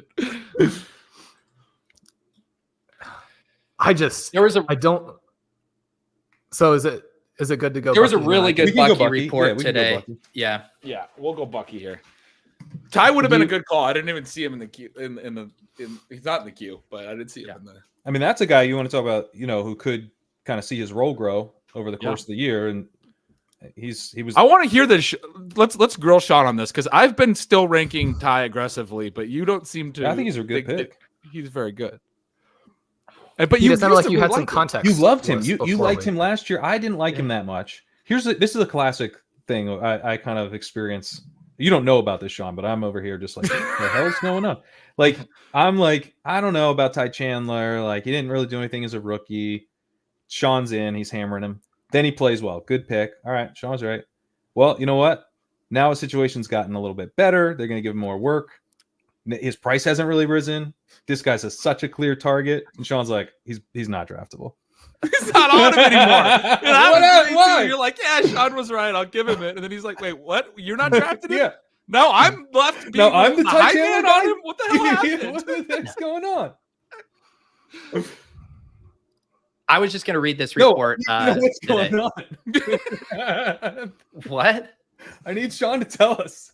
I think Pete is going to rescue me from making up. Well, there's so many things we have to get to here. First of all, someone says I'm loving this bit of never giving Pat a player he wants. If you want to go back and watch the tape on who gets their way in drafts, Pat has like an 80%. Yeah. It's like I'm at like 5%. Gretchen's at like 25. I got to redo my math there, and Pat's at like 70. If you want to go there's certain drafts where I get more of my guys and certain drafts where I don't. I don't think there's any doubt that you win the fewest, Pete. Yeah. It's because it works out well. I understand that these guys are in a tier and you can flip a coin and then someone acts like they're just got stabbed in the leg if they don't get their guys. So. I got shot if I don't get Chase Brown. Yeah. I was going to read a note on Bucky Irving. They were talking about Liam Cohen and the running game and then the new offensive coordinator in Tampa. And this is Albert Breer said in the backfield's gotten a boost too with rookie Bucky Irving bringing a physical one cut and go style of running to what starter Rachaad White and second year man Sean Tucker have established. Irving's looking like he'll play the position in that scheme a little like Kyron Williams has for the Rams, as a guy who reads and hits seams fast. So just seemed like some bullish nuggets on how the team's talking about Bucky right now. That was fantastic. I got to read D-Boot 00's comment. My favorite part of Sean is how much sense he makes while still keeping everyone confused. That is your superpower.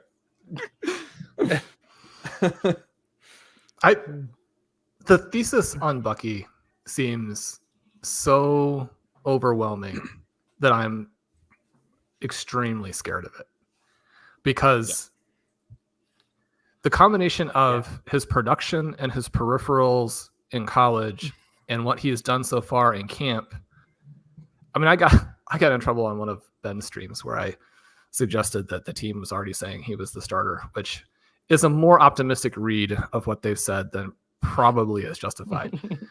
There was somebody in the chat who was like, "Where's that report? Link the report." And then like DM'd me and was like, "Can you get Shawn to send me that report?" And then like later, I didn't respond. Then later DM'd me, that report doesn't exist. Like he got like really aggressive about it. But anyway, I guess when the thesis is that strong, at some point in the back of your mind, you're just really scared that he's going to turn back into like a 180-pound, really unathletic guy who fell in the draft, because those things are also true. But I don't know. I mean, he's so good. And then you watch preseason, and I mean, he's the most fun player to watch. And, you know, part of putting the 0 RB countdown together does factor in the starters, obviously, because you want a guy that you can beat. And sometimes there will be injured players or players who are out of fashion for a moment that I do still include because I think they're talented and I think the starter isn't.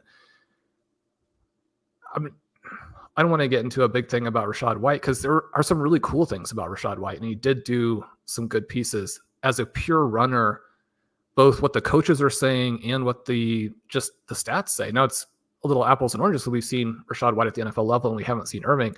But I mean, they're probably not even comparable runners. And so when you get this difference in price, it's encouraging to the point where you're scared that, you know, you are missing something that's pretty meaningful. Yeah, I kind of did a thing recently where I was like, I need to take more Rachaad White because I hadn't really taken any. And it's like, this guy can catch passes, and maybe he's not as bad as he's been as a runner, and that might be enough, in part because Bucky Irving's so undersized. And pretty bad pass protector is another thing that I think is helpful to White as far as keeping passing down roll. But yeah, I mean, White has been horrendous as a runner in 2 seasons. So the bar is pretty low for what Bucky Irving has to do to earn a role on early downs. And if you're going to fade Rachaad White in every single high stakes draft, it's probably good to have some Bucky Irving. Yeah. Where did he go in this one? 4th round. Yeah. So even ahead of like Mixon. Well ahead. I was kind of hoping that Kenneth Walker would slide all the way to us, because he's in that range where it's kind of tough to take a running back, and yet he should be going multiple rounds earlier. And so you kind of balance those two things, and you're trying to figure out a good team to get some of him on. And yet I haven't accomplished it yet. But you're in on Charbonnet, right? I am, but that was one of the ones where I did. So there were two players that, you know, sometimes as you even write through, you know, you do the write-up for the list and you're working through everything that you have processed to that point and why you've been drafting him, and you come to the conclusion that maybe you drafted a little bit too much. I think that Charbonnet was somebody who people were too high on last year. It wasn't really supported by what he had done, and that was then the disappointment. And some of the disappointment for me with Ty Chandler is just like, I mean, how much could they really like him when they let Alexander Mattison have that many games in which he was the worst back in football by a wide margin? Yeah, I think you have to get some of both. I think the Seahawks offense is going to be good, but we have to also be aware that maybe it won't be. I mean, I thought it was going to be better last year than it was. So I've been trying to figure out who the player was that Shawn did the thing that you described, Pat. And then as he just started talking about Alexander Mattison, I was like, it was Ty Chandler. It was the same fucking guy that Pat was talking about. I just spent like 10 minutes trying to figure it out. Yeah. When did Shawn decide that Ty Chandler's bad? He was like so in on him last this year. offseason. Yeah. All right, Rug we are pull. about to pick again after we took Bucky. Rug pull. It's classic. Chuba went, Mooney, Goff, Shaheed, Judy, Josh Downs, Ty Chandler, Cole Kmet, A.D. Mitchell. The chat's going wild. Oh my this God. This guy's brutal, man. Braylon Allen goes. Every guy we mentioned, and we want him to come all the way back. I mean, Wicks I had thrown in the chat too, and he took him. This guy every time. What about another wide receiver here? What about the guy who has this guy in the queue here? I just put a wide receiver in the queue. Oh, I got to refresh. It's not showing up for me. But I like both names in the queue. I put the wide receiver in. The running back I think has a little bit later ADP. The running back is at 13-11 in the last 3 days. Okay. I'd be the wide receiver. Gretch, you want to break a tie?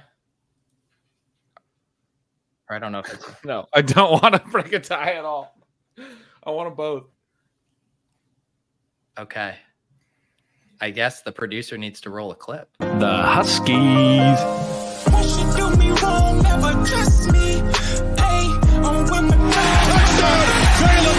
Polk, I think, is just a smash. You get the Drake Maye upside.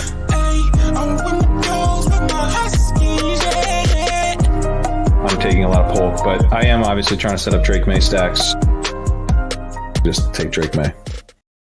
The people thought we were done. They thought it was just Jalen McMillan. No. We're funny. Yeah, No. sorry guys, but I mean, Sorry, guys. you know, That needed to happen. That's why I couldn't answer. The problem is the other pick is the one that I thought the team really needed. I think we're going to be able to get them both.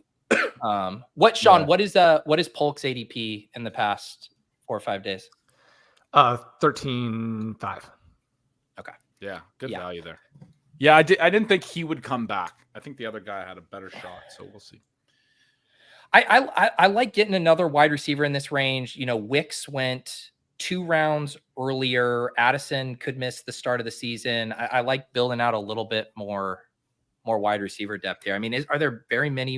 There's not very many other attractive wide receivers late no, for managed. no, we can be done. Yeah, it's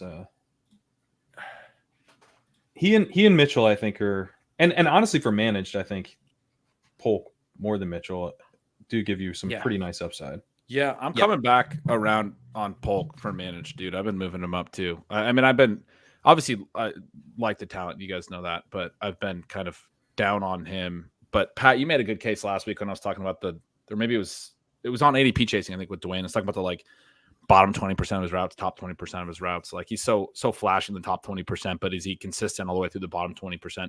You're like, I don't need him to be an alpha number 1. I just need him to be a good number 2. And he does like win contested catches. He does make high efficiency plays. Like I think he can be a good number 2 in the 13th round. Like you're looking for the Chase Claypool hit. You're looking for that hit, right? Like not a superstar. Polk is the guy that you get a trade offer from Shawn next year where he's sending you Polk, and you're like, I'm winning this trade, so I can't accept it. He knows something that I know. He understands something about what's going to happen here that I don't.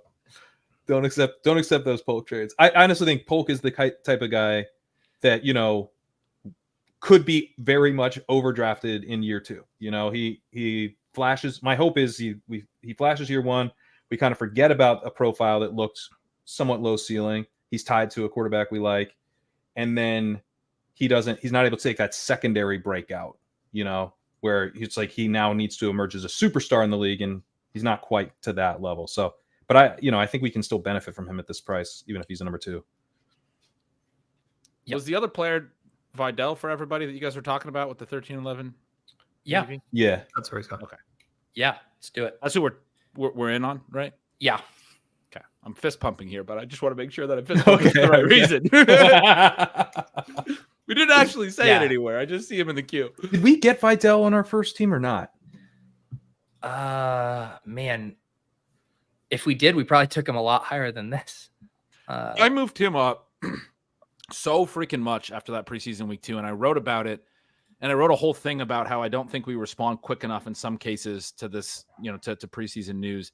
But the whole case on Vidal was centered on an anti-fragile bet against J.K. Dobbins and Gus Edwards. We didn't need a lot in August, but I thought he looked incredible in that game. If you went and watched it all, he had 11 carries, 3 targets. He played late in the game. But like now I actually feel good about the talent bet as well. But the profile was strong. Coach Speak Index has been on it all off season. That Greg Roman's been talking about the player, about the pass blocking, which was really great. He can do everything. He's such a good bet now. And because of all the FUD where he was like left off a 53-man a week ago, Like, you should not be able to get him in the 14th round, man. You should be going in the 10th. Like, I honest to God think you should be going right by Jaylen Wright. It's too good of a bet.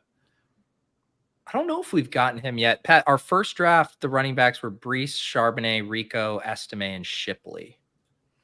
I think maybe we tried to get him, and I can't remember. I love getting him on this team, man. This is a great. It's a awesome great price. bet at this price. Yeah, it can still miss. We know these bets can miss, but like the bet is the bet now. Many of them will. But we know the bet is like, I saw enough in that preseason game, and it's a very film take, but like, I'm certain that what Harbaugh and Roman are going to see is going to match that. The announcers saw it. They were like, oh, he's got a lot of juice. Like everyone could see it. It wasn't like, just biased. I was telling Sean, and I wrote it in my preseason week 2 write-up. The reason I know that I wasn't purely biased is there was one play where I was like, oh, crap, he looks kind of slow on that play. And then it was Isaiah Spiller. It wasn't him.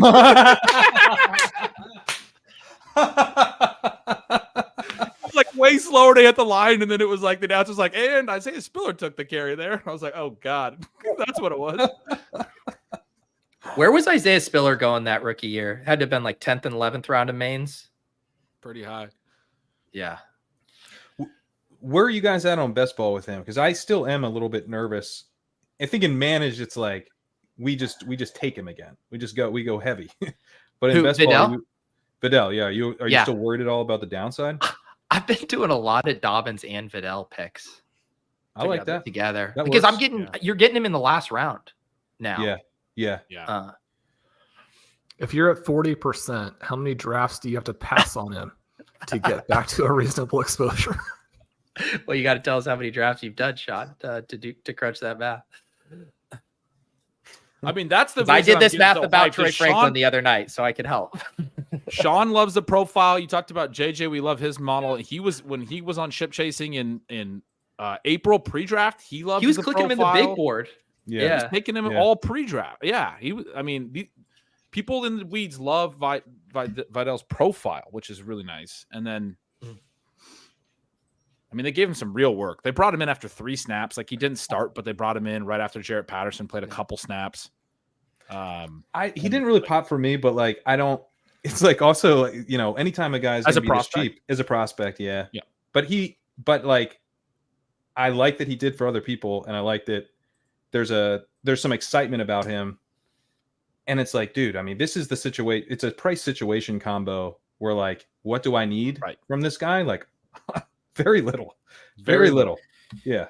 I guess the Dobbins thing can obviously just fall apart. Like, Dobbins is irrationally excited about his own abilities. We've seen this in past seasons where he was like very confident he was going to come back and be really healthy about some stuff. Like, Sean, we joked about this. You can't blame him for like a new injury. He's like, I was averaging 7 yards a carry when I could barely walk. It's like, I don't know what the rest of these football players are doing. He came out in the same tier as Chase Brown for me, actually. So he wasn't like I was out. They're both day 3 picks. What is that? Should that be surprising? I think that means he's the worst running back in history. No, it means I don't want to take him the 8th. I want to take him the 14th. Okay, the 14th. Got it. The only thing I can envision happening with Vidal, and I guess this is like the Jaylen Wright thing, it's like if the run game is humming, and say like Dobbins and Gus are in like a 50-50 split, like you're just not going to ever want to cut him. Like you're going to have to sit on it, the full year. He is going to be the guy where you're going to almost no matter what happens, you're going to be able to talk. Say one of those guys get injured and then the other takes a bigger role and he's in like the smaller part of the community. Like still got to hold him. 50-50. It's like, there's not a lot of scenarios where you're going to just be like, all right, let's cut this dude. That's a good point. He could be a roster clogger. Which honestly, I think all of our running backs fit that mold, actually. They're all kind of committee backs in a sense. Right, for sure. Bucky, the information you're going to get on handcuff, but yeah, maybe not. The hope is that he's actually not a handcuff. If a guy like Jaleel doesn't have the role that he had in the preseason too, that's also like, all right. Yeah, but I guess I'm just confident that he will, but then he won't ever be like, we're going to hold him all season. He's going to be our RB1. So. Yeah, he's our RB1. You guys want to cut our RB1?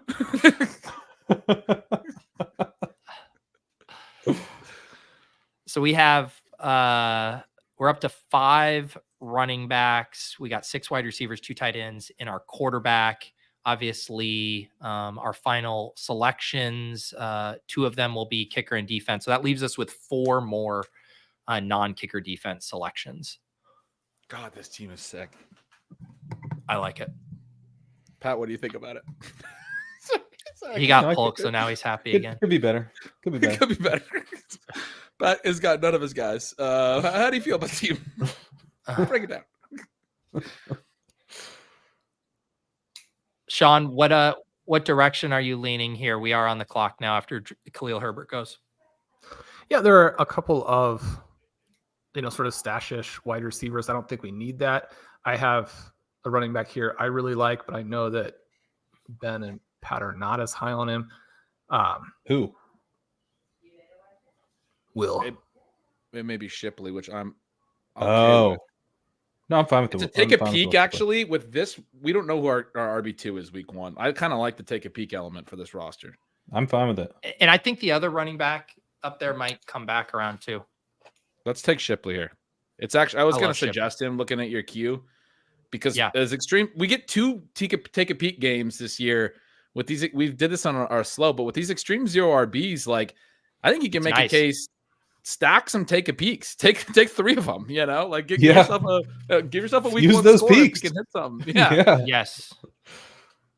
The Scott, are you going to be drafting in Vegas or you draft online? We are going to be in Vegas. It'll be a quick trip. Pat, Gretch, and I will be out there with a bunch of the ship chasers Thursdays and Friday, doing a few main event drafts, and then one of them is a 5K big play payback that we're doing with Leone.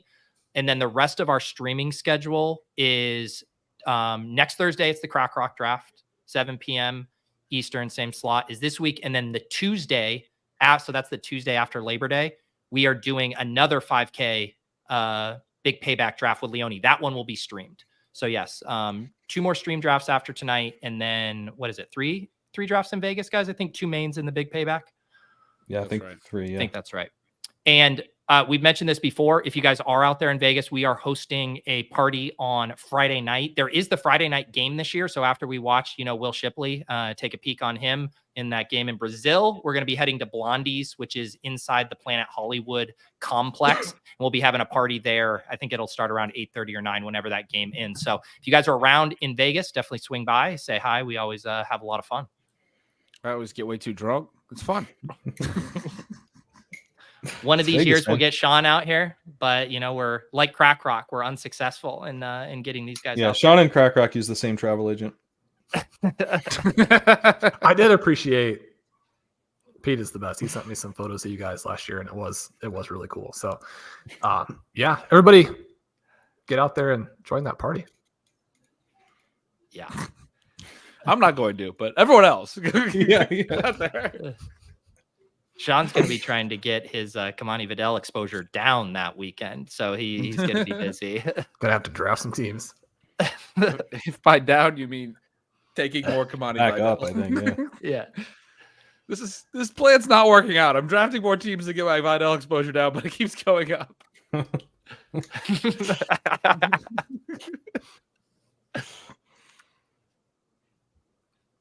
All right, we get our third defense off the board. I missed Dallas and the Jets, and then Baltimore comes off. We are on the clock. The running back in the queue does make it back if we want to. I do like that name. I think I would lean the receiver just as like a home run swing there, but I'm also okay with the running back. Is there what do you guys think? Is there any interest in Bucker? You want to chase him? You want to go kicker? Another take a peek. You have a better grasp on the ADPs and stuff and what can come back. He's already way beyond, which doesn't necessarily mean anything at this point. Yeah, I'm sorry, that's not the case. I was going to say. Okay. I was looking at the wrong row. I like both of those receiver and running back plays. Should we take a crack at Leggett? Is that who you want, Pat? Leggett? That's who I was. Yeah. Okay. Floating. Well, I mean, I think and then in a way, I think Leggett is like so binary. Like he's either going to be like good enough to pass Jonathan Mingo pretty quickly, or he's a bust. So, you bet on that first round draft capital and athleticism. And then I think you'll know pretty quickly if he's a hold or not. Yeah. 16th round. I know his ADP is maybe even dropped a little bit after his injury thing. He's in 15. So again, just the last several days. So it's a good price. I do like that angle, talking about getting the information. Like with both Polk and Leggett, we're going to get a ton of information. Yep. Front loaded. And we don't have to wait for anything to you got to climb the depth chart or whatever. It's just all right, let's see if you're good. I guess I'm a little bit skeptical of Polk. And at the same time, I guess I wouldn't say that I think that he is. I think that Polk has a chance to be one of those guys where he probably doesn't do anything, but if he does something, it could be absolutely huge. Yeah, but you're just trying to get me to accept that trade offer next year.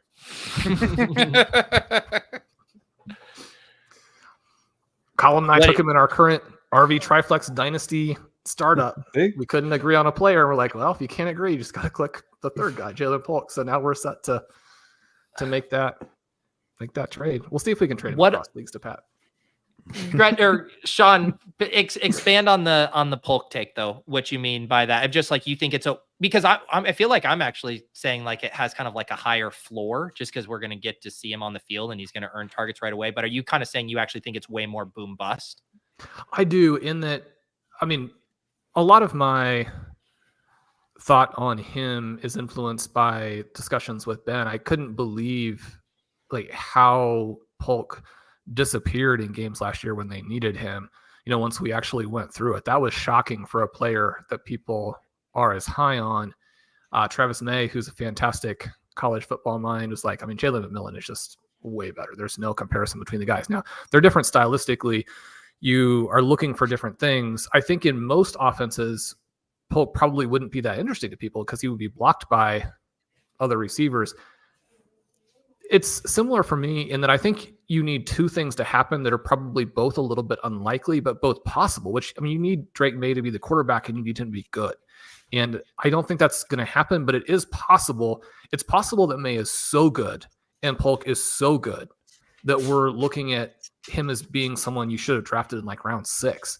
I think if you have the two things hit together, which is unlikely but very possible, then, you've won everything. And I certainly know that that's a bet that Pat has made at points, and I think it could work out. Points called drafts. Every time. Drafts. Yeah. It is very much a bet on Maye in this particular situation, as well as a profile that's I think interesting, but then gets priced at a big discount to other profiles that I also think are interesting. I think Keon Coleman's profile is interesting. Not that, there's some real holes there. He goes in the 7th and you can get, Jaylen Polk in the 11th or 12th or later. So, but yeah, betting on Maye is a core part of what I'm looking to do when I take Polk. Because I think Maye, you guys know how I feel about Maye, but ways to kind of benefit from that upside in a way where Polk is also, it's he doesn't have to pass some other guys. There's just no one there on the outside. So if he's a competent professional wide receiver who can hit the ground running, and I think that is pretty much in line with his profile, then we benefit doubly if Maye is really good.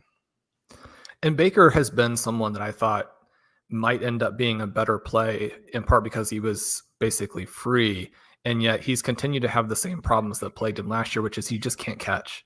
And if you're going to be a player who probably is a lower target volume guy and you're getting open deep, you have to catch it when they hit you on those passes. And it doesn't sound like he's doing it. So you've got a little bit, and it sounds also like he's now buried behind guys who maybe shouldn't be in the NFL. And that's another pretty big red flag.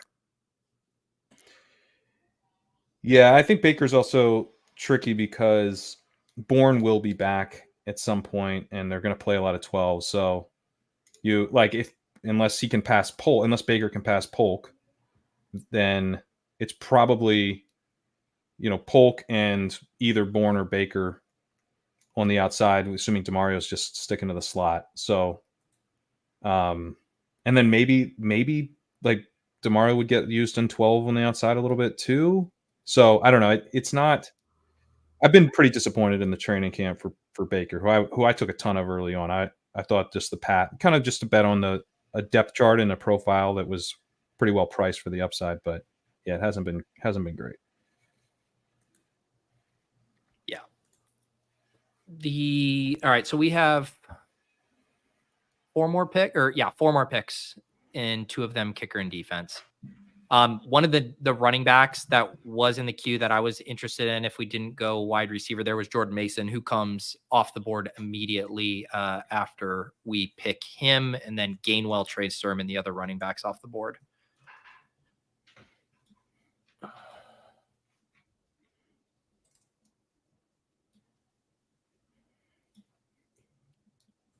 Juwan Johnson in the 17th again.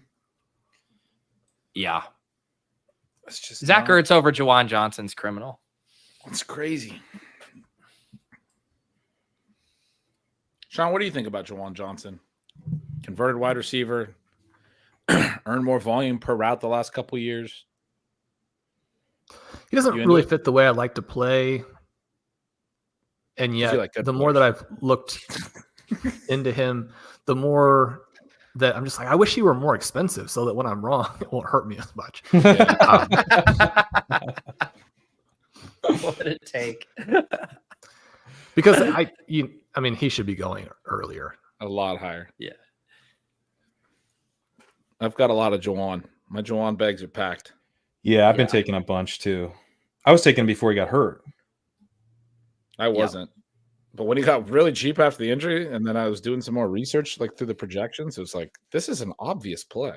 Yeah, I think it was Davis who was like the day he got hurt, pretty much every leg up sub was like, no, because we were all like hammering this dude. And Davis, I think it was Davis, was like, what did I miss? Like, how are this many people upset that Juwan Johnson got hurt? We're on the clock. Sean, I can confirm that Harrison Butker is now an ADP value. Yeah. That is the direction that we should. Okay. Sean gets his kicker, I think. You talk about a guy and he comes all the way back, you got to take him. Those are the rules. Hey, I mean, anytime you take a kicker that's not in one of the last two times, I think it's safe to say we just... Kicker Chasing. It's the show where we chase the best kickers. The kickers that help you win championships. The biggest legs. The breaking news. It's everything you've come to love and know. The time is now for Kicker Chasing. Let's get some fucking kickers. Oh, yeah! That clip is oddly more appropriate when you specifically click Harrison Butker too. Right. Now realizing just a slight more aggro tone for your kicker. Get back in the fucking kitchen, Harrison Butker. Jesus, Harrison. All right. Team is double tapped Baltimore and Pitt defense. So the beast is being starved there. We got a couple names in the queue.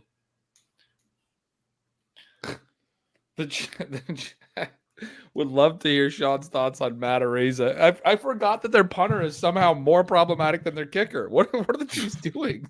I forgot about that. He's their starting punter? Yeah. Really? They brought him back.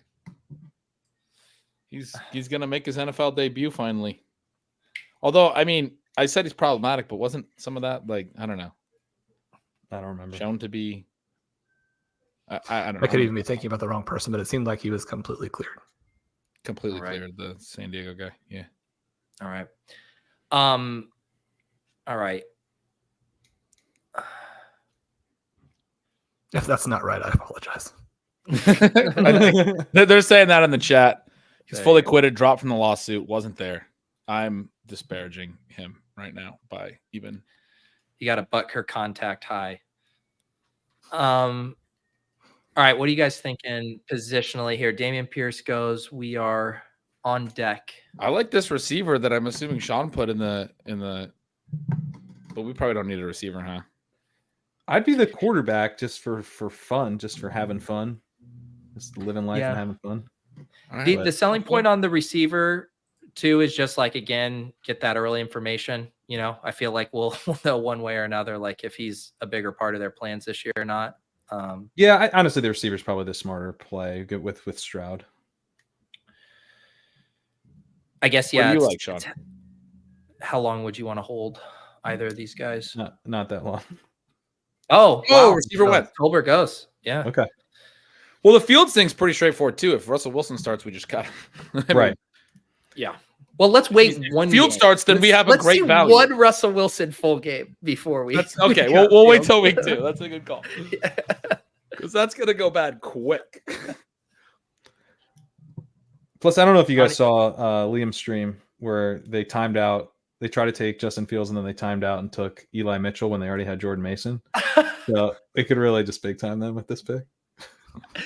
Are you seeing anything else here on the board, Sean? I know we had Tolbert in the queue. No, it's just too fun of a play, right? I mean, yeah, this is a top 12 quarterback. Yeah. I mean, we are, to give the people an idea of the running backs available by ADP, you got Deneric Prince, Eric Gray, Deontay Foreman, Isaac Guerrero, who is going to be in a 3-way timeshare with Eli Mitchell and Jordan Mason when CMC goes down, Royce Freeman, AJ Dillon, Keaton Mitchell. Like we're digging the bottom of the barrel here at running back. Carson Steele, our Fabio Great White Hope. Take a peek. That was fantastic. Peek on Steele. Yeah, I never thought to look him up, Ben, until you told me he's this like white dude with long hair, ran a 4.75. It's just like I got a real kick out of my reply, but your tweet was perfect. It was hilarious. Yeah, he's apparently he's done well. So this was the equivalent of the Bucky Irving's the starter report, because I keep hearing that he was good on GPS stuff, but I can't find any evidence of any like numbers that were actually like what he actually ran reported by someone. I'd be like, okay, this is real. I would like to, because someone told me that in Chiefs camp he was running well GPS stuff. So if you've got that, let me know. I would like to see that. So do you guys, there's a game on right now, and someone was in the chat earlier going, Anthony Richardson's 5 for 5. We threw a touchdown to Adonai Mitchell. I'm like, why are they even playing? I just saw that they've played a ton. And I also just saw a highlight where he threw a ball right at a Bengal defender for a pick 6 from his own 10-yard line. So, wait, they're playing the Bengal. Isn't that the same team that they were scrimmaging with, that they were chirping at him too? They were chirping at him, yeah. But Ben, that speeds up the game. We want that. Gets him back on the field to throw. Yeah, gets him back on the field. Yeah, we want the interceptions to be so bad they're pick 6s. That's a good call. That's fun. I feel like you would want to get looks at different teams. I feel like you wouldn't want to have your preseason game against the team you're doing all the intra-squad scrimmages against. Well, I don't think you really get a look anyway, because everyone does really bland stuff in the preseason. Yeah. Oh, that was a bad pass. They did the end zone angle. And Kyler Granson ran a curl, and he just threw it maybe he thought he was going to curl the other way. Way too far inside. The picks since we've taken Fields, Tim Patrick, Jatavian Sanders, Luke McCaffrey, a little bump today. AJ Dillon, Cincinnati, Levis. Yeah, what is we haven't really gotten not that there was a ton to talk about, but Sean, any takes on fallout from the Dotson trade to the Eagles? No, not really. It doesn't seem like it was relevant before or after. It just really makes you feel like Jaden Daniels is going to run the ball every play. That portion of it is a little bit disconcerting. You feel bad for Dotson. It doesn't seem like he even becomes someone who factors in for them. So it's kind of odd, because we know that he came in with a profile that they shouldn't have taken where they did, but then he was able to find the end zone a bunch that first year. And since then, man, no one doesn't draw a target like Jahan Dotson. So I don't think he's going to draw it behind the guys he's going to be playing with there. When I was first at RotoWorld, or one of the first years I was at RotoWorld, the Raymond Summerlin and I had like this heated debate the entire offseason about Jahan Dotson versus Treylon Burks. And I feel like half the time I'm in a heated debate like this, it's about two busts. Like it's never like as clean as like one of them's good and one of them's bad. It's like, nope, they're both going to be horrendous busts. Those are the funnest. Why do you think we have a Darius Slayton, Jalen Hyatt bet when it's not going to matter? They both keep. The thing about that is that I think they've both lost that job to each other. Mutually assured destruction. More than once. Yeah. Yeah. They keep losing it.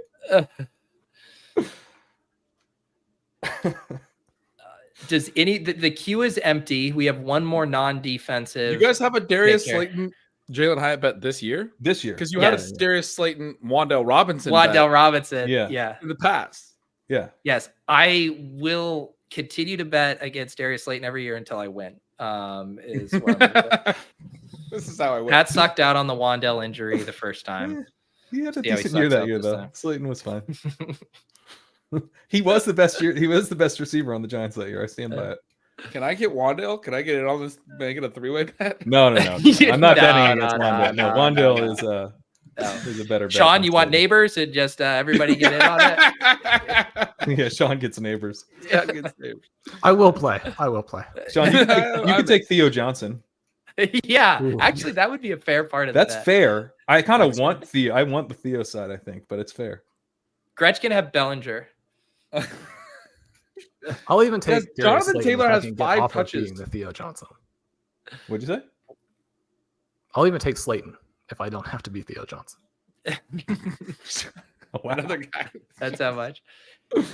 I kind of like Theo Johnson is getting run with the ones as a rookie. All right. JT has 5 touches in this game. What? It's the last preseason game. What are they doing? Oh, Anthony Richardson just fumbled. No one else is playing anyone. There's 2 games going on right now. The other 3 offenses are not playing anyone who matters, and the Colts are playing their whole offense at half. This is weird. I do like the tight end. don't Sean like has in the queue. Theo Johnson is also available. But a Mayer pick, especially with our precious Brock Bowers a little banged up right now, doesn't seem like the worst pick. It seems okay. It's I may be good with Carson Steele as well. He's a take a peek, guys. And he's Sean, where are you at on Carson he's a Steele? rookie. Yeah, we've got to. The other names were in there just to give Pat a little bit of a hard time. Why did you put Miles Sanders in there to give me a hard time? Because he's going to go to Dallas? Is that just as Sean's trolling with Rico Dowdle? He put Royce Freeman and Miles Sanders in the queue. These are the Cowboys RB1, brother. I didn't even catch you were doing that. Jeez. So the Carson Steele thing, I legitimately thought he was horrible, but then somebody I saw, and somebody also sent me that he had like a timed MPH in practice of 20. Is this going to be a GPS take again? Yeah, it was. I mean, is there anything there? Sean, what do you think about him? He had a lot of production in college. I think anytime that you can make a bet against anybody else the Chiefs have at running back, you have to. And again, you have that initial game. Obviously the Chiefs have an embarrassment of riches, and the last thing they need is an actual legitimate NFL starting running back. But that would be exciting to watch someone who, when the entire defense has dropped off and there's no one in the line, actually ran somewhere. So I don't think Carson Steele is that guy, but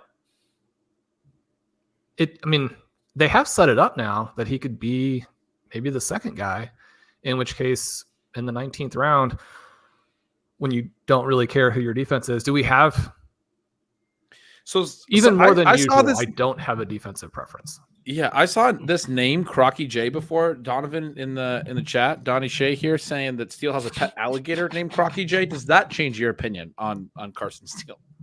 Because it moves him up my board quite a bit. Yeah, I do love the idea of an alligator. I'm glad he came back. We that should have taken him in front of references Justin crocodile. Fields. I do have some Carson as well. It's nice. I have some breaking news about Carson Steele. He returned kickoff tonight for a pretty good chunk of yards. I'm watching grainy footage from the top of Arrowhead Stadium. It looks about a 25-yard return. Let's go. I'm into that. All right, defense here. Week 1, because are we out of take a peeks? They all went. I see KC and Philly. Green Bay? Green Bay's here. Yeah. We could try to get some Jalen Hurts sacks. Green Bay against Philly. Who does so? Gretsch, Chicago, Cincinnati, New Orleans, Seattle, Miami. Since he's gone, I'm trying to look at who's playing who. The 49ers are definitely gone. Bills are gone. Seattle. Who does Seattle play? Seattle plays the Browns. That's a good one. Just bet against Deshaun Watson's shoulder. Yeah. Saints play the Titans at home. So they get. Oh, I think we could put some of those plays in after we know that Green Bay doesn't score. No, I'm reading you preseason week 3. None of this is real. All right, let's do the Packers then. Okay, all right, we'll take the preseason week 3. That's correct. The Bears draft our defense. The Bears play the Titans at home. Well, I could tell you every single matchup basically for week 16 and 17, but I can't call Ben's bullshit on who plays in week 1. So the Seahawks are at home against Bo Nix. I actually don't like that. He's gonna throw underneath. He might turn the ball over, but he's not gonna like push it downfield or anything. I don't think you get big errors. The Packers, we get to take a peek. The Bengals are gone. They get the Patriots if it's Brissett. Bears are at home against the Titans. That would have been the pick. Okay. I think Will Levis is the guy you want to target, right? Yeah. Unfortunately, I think look up the right week. I think to take this week, we're gonna have cuts on this roster, so I think it's it's good. The take a peek was a good call. Bears do go there. Here's the team. I will give the full, or you know what? Let's go over to you know what? I always like this view here. We got Shawn on. We got the Rotoviz. I like the redraft command center view for looking at these teams. A little conditional formatting here. We got our 2 quarterbacks, CJ Stroud and Justin Fields. We got a grip of our 0 running back targets here. Chase Brown, Jaylen Wright, Jaleel McLaughlin, Bucky Irving, Kimani Vidal, Will Shipley, and of course, Carson Steele, running back 74. Our wide receivers, Garrett Wilson, Jalen Waddle, Tank Dell, Xavier Worthy, Jordan Addison, Jalen Polk, and Xavier Leggett. Got our elite tight ends, Trey McBride, George Kittle. And we got the manliest man of them all, Harrison Butker at kicker. How did we do, guys? I'm happy that we got CJ Stroud and Justin Fields back together again. They play together. Oh, wow, yeah. Oh, wow. That is a nice pull. We also got no, never mind. I thought we had another team right there. I get a redraft. Oh. Is this now that the team's gone, it went away from me. Here we are. Shawn, Pat, any thoughts about this team? Well, this is definitely the way that I hope to come out. Getting McBride and Kittle gives us such a trump card there and so much flexibility. And then, having those 4 early receivers, I really think that Dell and Worthy are fantastic picks at those prices. I really like to push the QBs and try and get into that range where you're sort of staring down the rest of the group and trying to get Jordan Love or Jaden Daniels. But CJ Stroud at that price with Dell, and I don't understand the concern about him being a passing quarterback. I think he's going to have a historic season.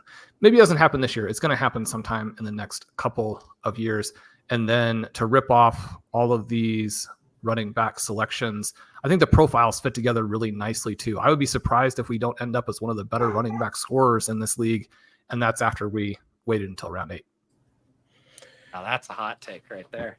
One of the things that I've been kind of frustrated about with the draft landscape this year is that you end up in these best ball drafts with you're kind of staring down Aaron Jones and Ramondre Stevenson and Najee Harris and these dudes who you probably should take because they have volume. But I want to build more teams like this where you're I'm just taking home run swings at running back and you're pushing it a little bit further and this is, the difference between managed and best ball to a degree. Like we're going to cobble stuff together, and we're going to have clear-cut guys that we can start from this running back group by the end, and they're going to score a lot of points once we know who they are. Yeah. Yeah, and it's harder to pull off in best ball because it's just you need your roster spots to all do stuff. And here we're going to churn a bunch of these dudes out. Yeah. Gretch, thoughts on this team? I mean, I love it too. I think it. I mean, I think you read my email. I mentioned Wilson, but you might have left out because we hadn't picked yet. That I believe I also mentioned McBride. It was before we had picked. I wasn't gonna jinx it. So I 3 weeks ago was hoping that we would start Garrett Wilson, Trey McBride. So certainly I can't complain that ended up happening. Yeah, I mean, I think it's a great team. The Stroud thing, Shawn was talking about. I'm writing my QB targets stuff and was trying to make that. My tiers article was trying to make that case and articulate it. And the way that I wrote it was like, I know a lot of the people that are worried about the drop back passer stuff. They talk about like Joe Burrow and Justin Herbert and some of these guys that we propped up after an initial good season.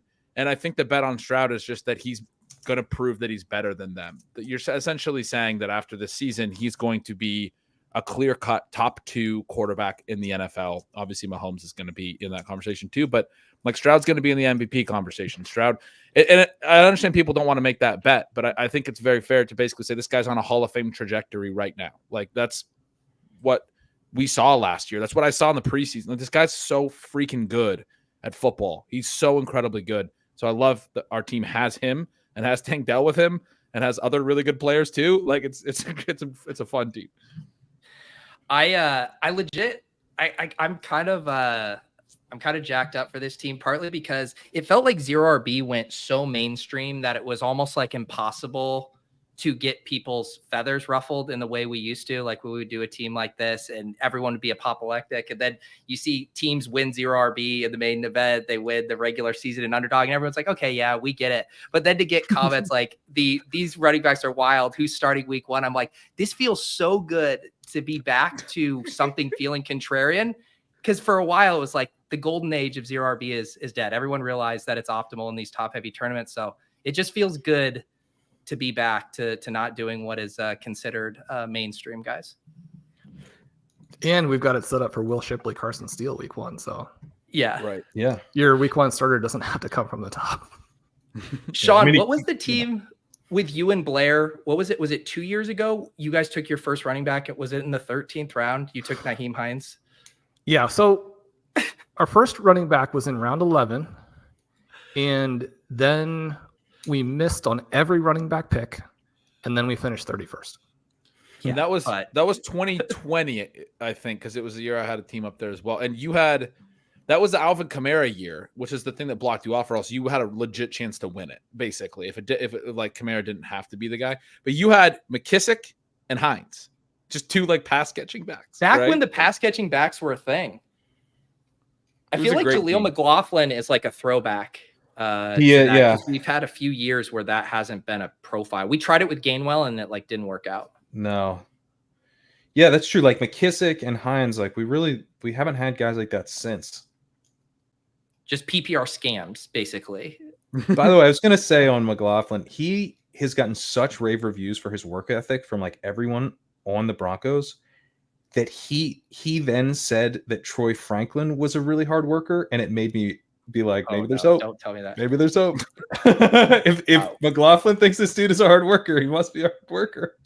Saying that to me right now is, trying to offer a guy who's, at rehab right now, just like a nice cocktail. It's like, just don't bring it up. No. Let's see. Anything else for you guys here? What do you got on tap, Gretch, over on stealing signals? I'm doing the different positional targets and fades, writing up the different tiers this week. Wide receiver went out yesterday. Tight end this morning. QB's almost done. It's going to go out tonight. Running back tomorrow morning. So those will all be out for drafts this weekend. Also doing like a top 75, getting the rankings fresh, updated. Shawn and I did a main event that's on the Stealing Banana stream and are probably going to do another one later this week, or we were talking through that potentially for some more content on the Stealing Bananas feed. So make sure to check that out. The YouTube channel, Stealing Siegele's YouTube channel. Go subscribe to that. Trying to get to subscriber milestone. Working on that. Might do a little bit of a stream on Sunday there. So we'll see. Nice. Make sure you guys are subscribed to that. We got the links down below to all of that stuff for Stealing Signals. Shawn, obviously we talked about the 0 RB countdown list. What else should people keep an eye out for over on Rotoviz? Yeah, I'm going to do the priority targets again. Probably have a look at a new 0 RB prep kit. If you want to look at the rest of the players, there will be priority targets also for a wide variety of formats. I believe that Blair was actually on with Pat earlier today, but Blair Andrews has been just absolutely on fire. He's doing a wonderful job. I'm an enthusiast, and so you can't believe me on these things, but I do think that we're having our best August ever in terms of content. I've been blown away by what the other folks are doing, so it's been a lot of fun.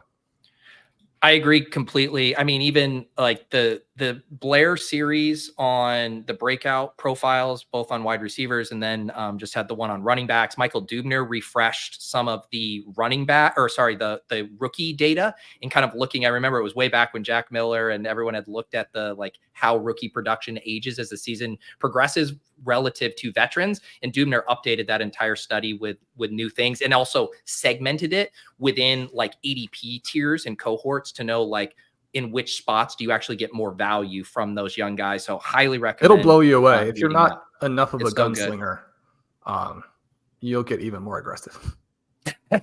You'll start taking Jaylen Wright as your running back too, after reading that article. And yeah, Pat, I got to check out that article or the podcast with Blair. What else you got on Leg Up?